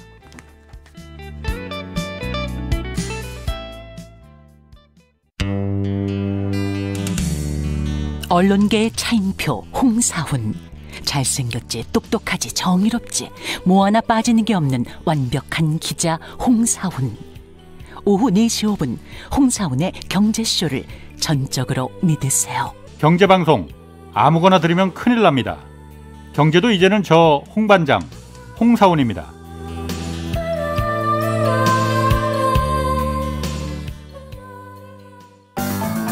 주진우 라이브가 원래 인터뷰 잘해요. 내용도 알차요. 내용이 너무 알차고 꼭 물어보지 않았으면 싶은 거를 꼭 물어봐가지고 꼭 물어봐야죠. 굉장히 불편해하시더라고. 곤란한 문제는 꼭 제가 물어봅니다. 모두를 위한, 모두를 향한 모두의 궁금증. 매일 오후 5시 5분 훅 들어가는 시사 주진우 라이브. 지금 시각은 8시 30분입니다. KBS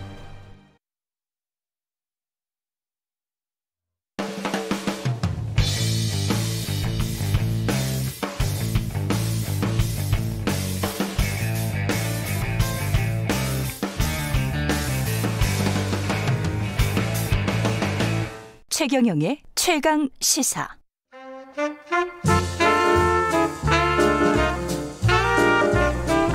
세상의 모든 뉴스를 탐구합니다.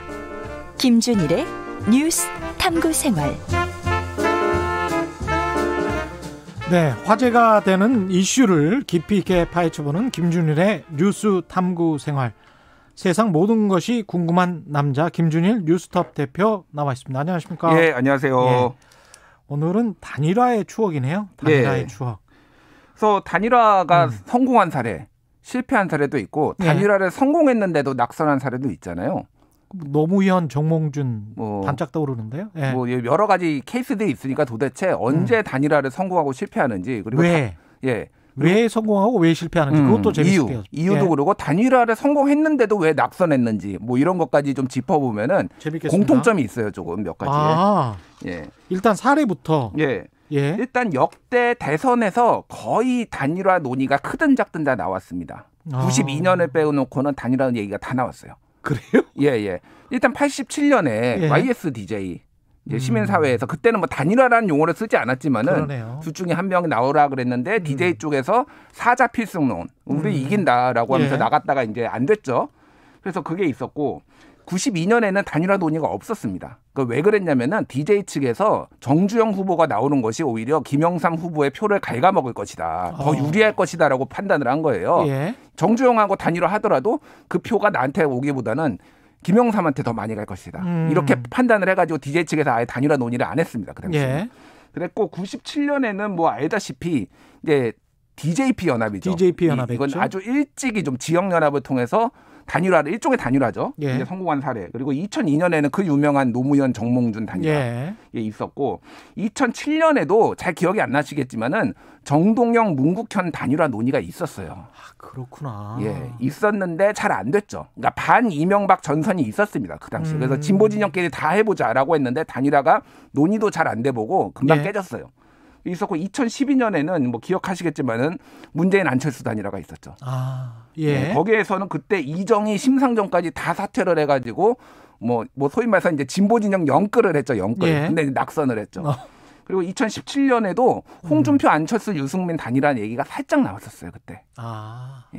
이게 우리나라가 양당 구조가 굳어지고 그 삼지대가 거의 그 제대로 정착을 하지 못하는 이유가 있네요. 결선 투표제가 없는 것도 이제 단일화 논의가 이렇게 많이 나오는 거죠. 프랑스 같은 경우는 결선 투표제가 있거든요. 그래서 두 후보가 마지막에 한 번 더 이제 투표를 하는데 한국은 없기 때문에 이제 사전에 단일화 논의 압박이 있는 거고 지방선거도 상당히 재밌어요. 지방선거에서 기억하시는 게 2010년에 유시민, 김진표 단일화가 있었습니다. 경기지사죠. 경기지사에서 유시민 후보가 국민참여당이죠. 김진표 후보를 0.96%포인트 차로 이기고 소수 정당인데 됐어요. 근데 낙선했습니다. 김문수 후보한테. 그런 사례가 있고요. 2010년에 단일화 했는데도. 그때 한명숙 서울시장 후보 같은 경우에도 민주노동당하고 단일화를 했어요. 근데 이때도 0.6%포인트 차로 오세훈 시장한테 낙선을 했죠. 그리고 2011년에 같은 경우에는 박원순, 안철수의 양보도 뭐 단일화라고 하기는 그런데 어쨌든 양보 이후에 그다음에 박영선 그리고 박원순 둘이 이제 붙어가지고 박원순이 돼서 단일화해서 승리했던 이런 사례가 있고 2018년에도 서울시장 선거에서 사실 야권 단일화 얘기가 살짝 있었습니다. 보수 진영에서. 근데 이것도 이제 잘 안 됐어요. 몇 가지 이제 공통점들이 있는 거죠. 공통점이 뭡니까? 공통점이라고 한다는 게 단일화의 먼저 변수부터 말씀드릴게요. 어떤 것들이 단일화를 성공시키거나 실패시키거나 첫 번째 착각이 있습니다. 착각. 후보자의 착각. 서로의 착각. 예, 서로의 착각. 예를 들면은 DJ가 사자 필승론 하면서 우리 이긴다. 단일화 안 해도 이게 이제 대표적인 착각이죠. 그래서 이게 과거에는 특히 여론조사 기법이 덜 발달했을 때는 이런 착각들이 상당히 많았는데 요즘은 많이 줄어들었어요. 지난번에 총선 같은 경우에도 2020년 총선에서 창원 성산에서 여영국 후보하고 민주당 후보하고 단일화 논의가 기억나요. 있었어요. 근데 단일화가 안 되면서 다 이제 미래통합당 후보가 이겼죠. 근데 그때도 착각이 있었습니다. 단일화는 해야긴 해야 되는데 두 후보가 각자 나와도 이길 수 있어. 약간 이런 분위기가 있었어요. 그러니까 이게 판세 분석이 잘 안 되는 거 하나가 있었고 두 번째는 이제 명분입니다. 단일화의 명분. 왜 단일화를 해야 되느냐. 그러니까 가장 큰 거는 정권 교체죠. 그래서 정권 교체를 보면은 대부분 지금 약자 후보들 야권에서 이루어졌다라는 거 알 수 있어요. 지금까지. 야권에서 그게 이제 유일하게 아닌 사례가 노무현, 정몽준. 노무현은 여권 후보였죠. 그런데 당시에 이회창이라는 사람, 그 거물 정치인은 항상 지지율 1위였기 때문에 약간 약자 포지션. 게다가 지지율 한 3%에서 시작했거든요. 노무현 후보가. 그렇습니다. 맞습니다. 그러니까 이것도 일종의 이제 약자고 야권 약간 느낌이 있는 거죠. 대부분 그래서 야권에서 있었다라는 거예요. 그래서 정권 교체의 당위성 여부가 되게 중요하다. 그게 이제 강하면은 단일화가 잘 되고 약하면은 안 된다라는 사례가 굉장히 많은 거예요. 지금에도 함의가 좀 있네요. 명분 그 다음에는 뭐죠? 어떤 보상 문제가 있어요. 보상? 자, 단일화를 하면 한 명은 어쨌든 지거나 양보를 하거나 뭐 이렇게 되잖아요. 보상을 무엇을 받을 것인가 문제가 있어요. 그렇죠. 그래서 지지율이 비슷한 후보끼리는 단일화가 잘 안 되고 깨지는 이유가 거기에 있습니다. 아니면 시너지 효과가 안 나는 이유가 보상을 줄 게 없는데 내가 짱 해야 되는데 DJP 같은 경우가 지지율 격차가 많이 나면은 한쪽이 어차피 안 되잖아요. 그러니까 단일화를 해가지고 뭔가 소위 말해서 떡고물이라도 얻어먹자. 총리만 하자. 총리하자. 뭐 이런 식의 이제 협상 같은 것이 한데 제일 안 되는 게 2012년에 노무현 문재인, 안철수. 그 단일화 룰을 가지고 엄청 지루하게 싸웠어요. 이게 적합도로 할 것이냐 뭐로 할 것이냐 하면서 굉장히 강하게 싸워가지고 그때는 엇비슷했으니까. 그래서 그런 문제들이 나중에 이제 부작용으로 나타나는 사례들이 계속 나오는 거죠. 그러네요. 그러니까 승리 변수, 그 다음에 실패 변수, 뭐 여러 가지를 좀 생각을 해봐야 되겠네요. 보상 이야기. 지금 착각과 보상 이야기 두 가지 하셨는데 명분도 이제까지 세 가지 얘기했죠. 명분까지. 이 서울시장 재보궐 선거 관련해서는 단일화가 어떤 영향을 줄 것 같습니까? 일단 지금 단일화 논의들을 좀 봐야, 그러니까 그 전에 그거를 먼저 말씀드릴게요. 그러면 단일화를 했는데도 왜 패배를 하느냐? 왜 패배를 했느냐라는 게 세 가지 정도 이유가 있어요. 첫 번째는 타이밍입니다. 타이밍. 그러니까 언제 단일화를 하느냐가 되게 중요한데 소위 말해서 후보 등록을 하기 전에 단일화를 하느냐 안 하느냐가 굉장히 크게 영향을 미쳐요. 직전에 하는 게 좋아요? 아니면은 아주 그 전에 하는 게 좋아요? 그러니까 그거는 이제 스토리를 어떻게 만드느냐가 중요한데 핵심적인 거는 투표지에 사퇴한 후보의 이름이 올라가 있으면 안 됩니다. 그렇죠. 안 되죠. 그게 이제 대표적인 사례가 2010년에 그 이제 진보신당의 심상정 후보가 그때 이제 아까 유시민 후보가 김진표 후보 이겨가지고 나왔잖아요. 그다음에 계속 압박이 있었어요. 야권 단일화 해라. 근데 심상정 후보가 압박을 받다가 나는 완주하겠다고 하다가 투표 3일 전에 사퇴를 합니다. 경기지사 후보를 사흘 전에 사퇴를 해요. 그래서 정권 교체를 위해서 경기지사 이제 가져오기 위해서 진보 진영에서 눈물을 머금고 사퇴를 하겠다. 근데 그때 무효표가 18만 표가 나와요. 경기지사. 너무 늦었구나. 그래서 보통 서울에 4배가 나왔습니다. 그래서 심상정을 찍은 사람이 나 이거 못 받아들이겠다. 18만 표면 어마어마한. 그때 당시에 서울에 4배가 나왔어요. 이거는 명백하게 그 심상정 후보를 지지하는 사람들이 이 지지자 이전이 안 된 거예요. 그래서 지금 3월 18일이 지금 후보 등록 마감일이거든요. 단일화를 하려면 그 전에 해야 됩니다. 만약에 그 이후에 해가지고 이를테면 뭐 안철수 대 뭐 국민의힘 후보가 나온다든지 뭐 김진애 대 뭐 이렇게 다 나와버리면은 사람들이 혼선을 겪을 가능성 그리고 지지자들이 마음이 흔들리는 거죠. 단일화 후보를 찍을까? 우리 내가 진짜 좋아하는 후보가 있네라고 하면서 이제 무효를 하거나 뭐 이런 가능성이 있기 때문에 타이밍이 매우 중요하다. 이게 억지로 하는 것 같은 게 아니고 서로를 축하해주면서 정말 시너지를 내야 되는 게 중요하군요. 시너지를 내는 게 중요해요. 그래서 그 2010년 얘기를 좀 하자면은 보상 문제가 왜 중요했냐면은 당시에 진보신당에서 서울에서 노회찬 후보가 나왔었잖아요. 그리고 경기에서 심상정 후보가 나왔어요. 그래서 진보신당에서 얘기를 한 것은 이 수도권에서 하나를 우리로 줘라. 하나를 우리를 민주당한테 줘라. 요구를 했는데 민주당이 서울이나 경기 하나 줘라라는데 안 받아줬어요. 그래가지고 당시에 노회찬 후보는 완주를 했고 심상정 후보는 사흘 전에 사퇴를 했잖아요. 당시에 오세훈 후보한테 0.6%포인트 차로 한명숙 후보가 졌는데 노회찬 후보 표를 다 더하면은 이기는 거였어요.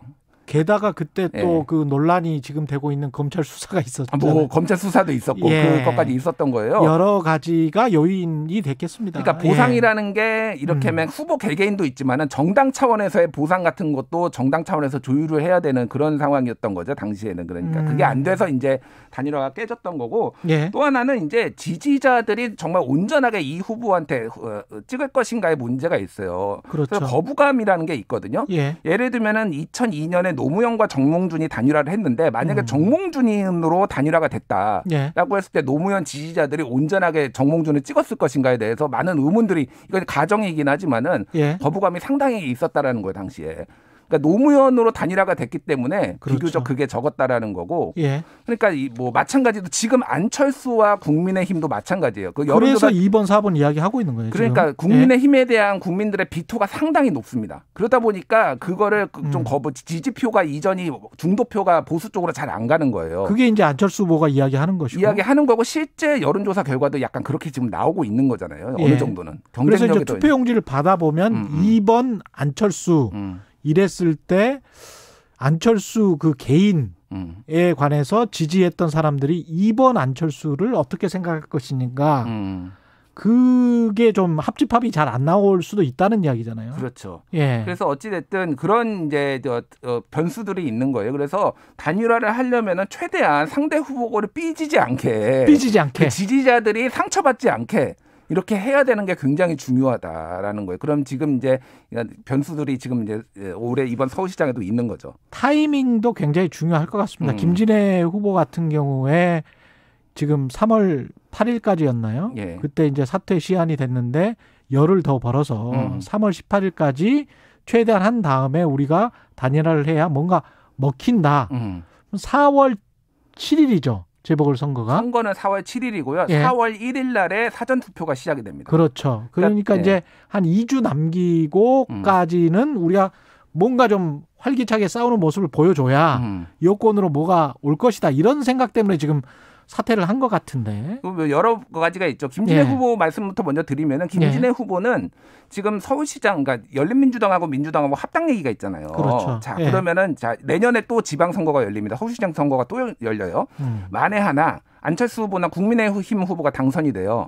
그러면은 범진보 진영, 범여권에서 누구 내세워야 되잖아요. 박영선 후보가 또 나올 수는 없잖아요. 1년 전에 졌는데. 그렇게 되네. 그럼 누구를 내세울 것인가? 김진애가 이제 떠올릴 수밖에 없는 거죠.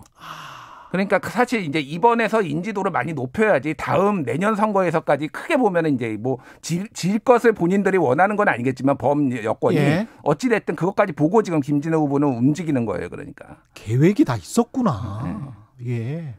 저 같은 사람만 잘 모르는 거고 계획이 다 정치인들은 있으신 것 같아요. 그래서 이번 서울시장 단일화 논의의 특징이 세 가지가 있어요. 첫 번째는 사상 처음으로 보수 진영에서 단일화가 처음으로 본격적으로 논의되고 있다. 그전에는 보수 진영에서 다 깨졌어요. 왜냐하면 보수가 더 우위였어요. 진보가 약자였기 때문에. 근데 이게 이제 바뀌었다라는 거예요. 지금 전체적으로. 그 부분가 하나가 있는 거고 하나는 작은 정당이 큰 정당을 이길 가능성이 높은. 그러니까 안철수가 국민의힘 후보를 이길 가능성이 높은 이번에 그래서 유례가 별로 없는 상황인 거고 그리고 정권 교체 명분이 어느 때보다 되게 강하다 지금 그런 상황이에요. 그것도 진보가 집권하고 있는데 정권 교체 명분이 강하다. 그래서 이게 어찌 됐든 보상이 주어지지 않아도 정권 교체를 무조건 해야 된다라는 압력들이 있어가지고 지금 이게 지금 단일화가 논의가 이어지고 있다. 이렇게 보시면 될 것 같아요. 오늘 말씀 감사하고요. 지금까지 김준일 뉴스톱 대표와 함께했습니다. 고맙습니다. 예, 감사합니다. 예, 지금 여러분은 KBS 1라디오 대표 아침 시사 최경영의 최강 시사 듣고 계십니다. 문자 참여는 짧은 문자 50원, 긴 문자 100원이 드는 샵 9730 무료인 콩 어플에도 의견 보내주시기 바랍니다. KBS 1라디오 최경영의 최강 시사 듣고 계신 지금 시각은 8시 44분입니다. 이 시각 출근길 교통정보입니다. 동부간선도로 양방향에서 사고 있었습니다. 지금은 모두 정리가 됐는데 이 영향은 계속 이어집니다.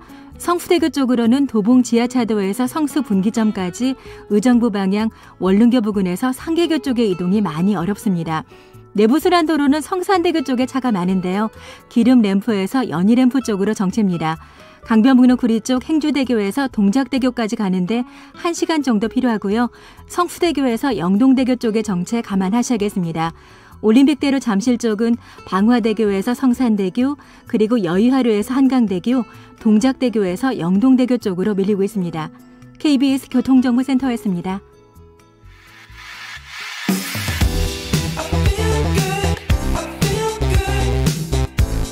세상에 이익이 되는 방송 최경영의 최강 시사. 네, 전국 유치원을 비롯한 각급 학교가 새학기 시작했습니다. 유치원생과 초등학교 1, 2학년 그리고 고3이 매일 등교하고 나머지 학년은 대면 수업과 온라인 비대면 수업을 번갈아서 하는데요. 새학기에 대한 기대감 동시에 코로나 방역에 대한 우려도 여전히 있죠. 새학기 수업 준비와 방역 상황, 조희연 서울시 교육감으로부터 들어봅니다. 안녕하십니까? 예, 안녕하세요. 예, 안녕하십니까? 지금 뭐 학부모들은 뭐 마음이 왔다 갔다 하실 것 같은데, 예, 약간 불안하시는 분들도 있고 좋아하시는 분들도 있을 것 같습니다. 학교 간다고 해서, 예, 학교 방역은 예, 말씀하십시오. 출근하면서 초등학교 옆을 지나고 있는데요. 예. 초등학생이 이렇게 들어가면서 엄마를 연신 보고 있고, 예. 또 엄마는 애틋해가지고 아이한테 이렇게 손 흔들고 그런 걸 보면 참 여러 가지 생각이 있습니다. 참 애틋하고. 예. 그렇습니다. 학교를 가긴 가야죠. 너무 안 갔었어요. 예, 그렇습니다. 지금 많이. 지금 뭐 중학교 1학년은 초등학교 6학년이라고 그러고, 예. 초등학교 1학년은 유치원생이라고 그럽니다. 예. 학교 방역은 어떻게 준비가 잘 됐습니까? 예, 뭐 저희가 예. 방역 수칙을 철저히 지킨 학교가 절대적인 안전지대다 이렇게 생각을 해서요. 예. 저희가 방역은 뭐 코로나 대응 매뉴얼을 작년에 이제 만들었던 걸 종합해가지고 전체 학교에 배부했고요. 예. 그리고 아침에 뭐 자가진단부터 시작해서 뭐 방역은 저희가 작년에 이어서 약 9,000명 정도를 지원하고, 또 이제 대개 과밀학급이라고 한 학급에 학생 수가 많은 경우 과밀, 그다음에 예. 1,000명 이상을 서울에서는 과대학교라고 그럽니다. 그래서 그런 학교들에는 이제 보건 선생님이 특별히 중요하세요. 그래서 네. 보건 지원 강사 250여 명도 배치하고, 여전히 언제나 부족함은 있지만 그래도 저희가 최선을 다해서 방역 인력이라든가, 또 학교에서 제가 학교를 방문해 보면 정말 머리를 맞대고 아이들 동선에 따라서 굉장히 세심한 방역을 하고 있는 걸 보고 볼 수 있습니다. 그래서 좀 안심하셔도 되지 않을까 싶습니다. 사회적 거리두기 단계에 따라서 약간 등교 인원이나 이런 것도 조정될 수가 있는 거죠? 그렇습니다. 그래서 이제 지난번에 저희가 그 학부모님들하고 교사들에게 이제 그 조사를 했습니다. 그러니까 이제 지금 현재 5단계 방역 지침에서 보면 저희가 지금 이제 2단계거든요. 예. 그다음에 2단계는 지금 3분의 2입니다. 그러니까 초등학교 1, 2학년은 매일 등교하고요. 나머지 이제 3, 4, 5, 6학년에서 이제 3분의 1을 등교하는 방식으로 이제 이루어지는데요. 고등학교는 이제 고3이 등교하고, 어떻게 보면 고등학교 1학년하고 2학년이 번갈아서 등교를 합니다. 그럼 이제 3분의 2가 되는데, 예. 문제는 이제 지금도 뭐 300~400명을 오르내리고 있습니다만, 이 2.5단계로 격상이 되면 3분의 1로 줄여야 됩니다. 예. 그런데 이제 저희가 2020년을 지나면서 방역 시스템이 꽤 강화됐기 때문에 3단계 그러니까 전면 원격 수업 단계 이전에는 3분의 2는 계속 등교하면 좋겠다. 그러니까 지금보다 조금 심각하더라도 매일 등교를 3분의 2 수준에서는 계속하고 저희가 또 하나 여쭤봤던 것은 이제 제가 초등학교 1, 2학년하고 초등학교 저학년하고 중학교 1학년 학생들을 매일 등교시키자는 제안을 처음 1월 말에 했습니다. 예. 근데 이제 지금 중학교 1학년이 역시 초등학교 6학년 수준입니다. 그러니까 학습 습관이나 생활 습관이 부족하기 때문에 예. 저희가 이제 중학교 1학년을 매일 등교하는 거에 대해서 어떻게 생각하십니까? 이렇게 물으니까 학부모님은 한 72% 찬성하고요. 예. 선생님들도 사실 그 방역하면서 수업하시기 어려운데도 불구하고 한 53%가 찬성하는 걸로 나타나서 저희가 정부에게 좀 더 중학교 1학년 정도도 좀 밀집도 예외를 해달라. 그러니까 초등학교 1, 2학년처럼 해달라는 요구도 하고 예. 아까 말씀드린 대로 좀 지금보다 좀 2.5단계로 거리두기 단계가 높아지더라도 학교가 여전히 안전지대이기 때문에 예. 기조를 유지하자. 이런 취지의 제안을 하고 있습니다. 아무래도 지난 1년은 처음이었고 이런 상황이 그래서 특히 이제 비대면 수업을 하다 보니까 학습 능력이 코로나19 세대가 나타날 정도로 좀 떨어지는 게 아닌가. 그렇습니다. 뭐 그런 우려가 있는데요. 올해는 예. 좀 뭔가 개선할 수 있을까요? 예, 지금 학부모님들의 이제 가장 불만이 예. 원격 수업의 질 제고를 해달라. 예. 그리고 가능하면 실시간 쌍방향 수업이 좀 많아졌으면 좋겠다. 이런 게 이제 학부모님들의 핵심적인 요청입니다. 그렇죠. 예. 예, 그래서 저희가 이제 올해부터는 원격 수업 시에도 매일 실시간 쌍방향 수업이 이루어질 수 있도록 그렇게 이제 학교에 안내를 했고요.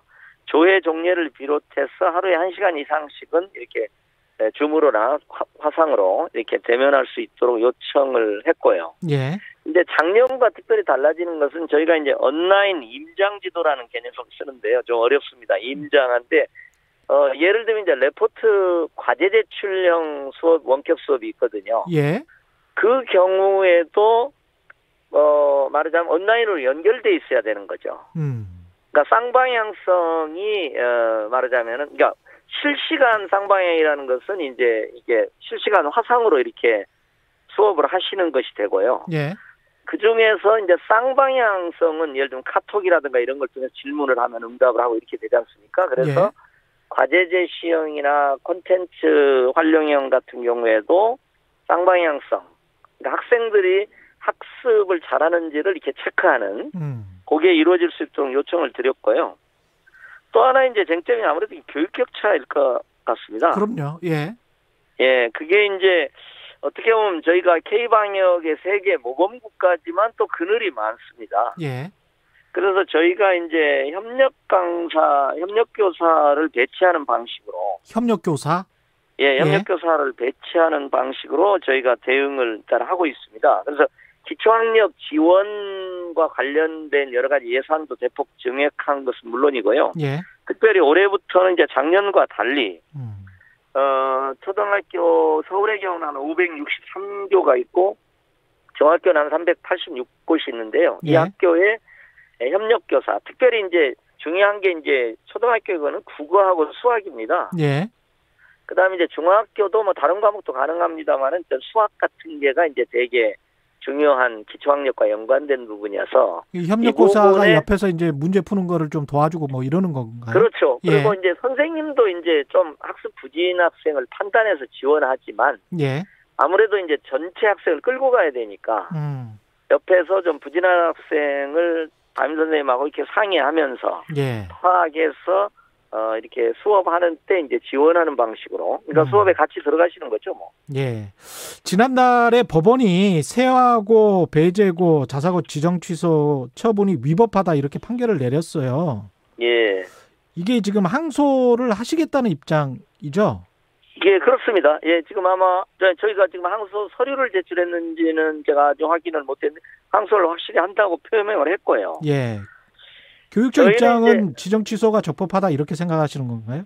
예, 그러니까는 뭐 사실 우리 사회가 이렇게 뭐 많은 갈등이 있지 않습니까? 네. 그래서 갈등하면서도 또 우리가 법치주의 틀 내에서 이렇게 서로 공존하고 이런 것이기 때문에 저도 뭐 사법부의 판단에 대해서는 저희는 불만이고요. 예. 그건 큰 어떤 고교 정상화를 바라는 초중고 교육의 정상화를 바라는 시대 정신을 재판부가 너무 절차적으로 이걸 접근했다. 예.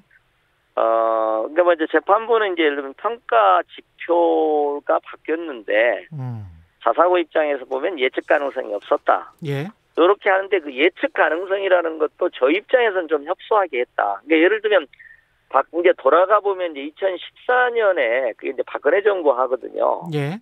근데 이제 너무 자사고에 유리한 그 지표가 있었는데 이제 2015년부터는 이제 저희가 일관되게 거의 비슷했습니다. 약간 뭐 지표 항목이 좀 바뀌는 정도지.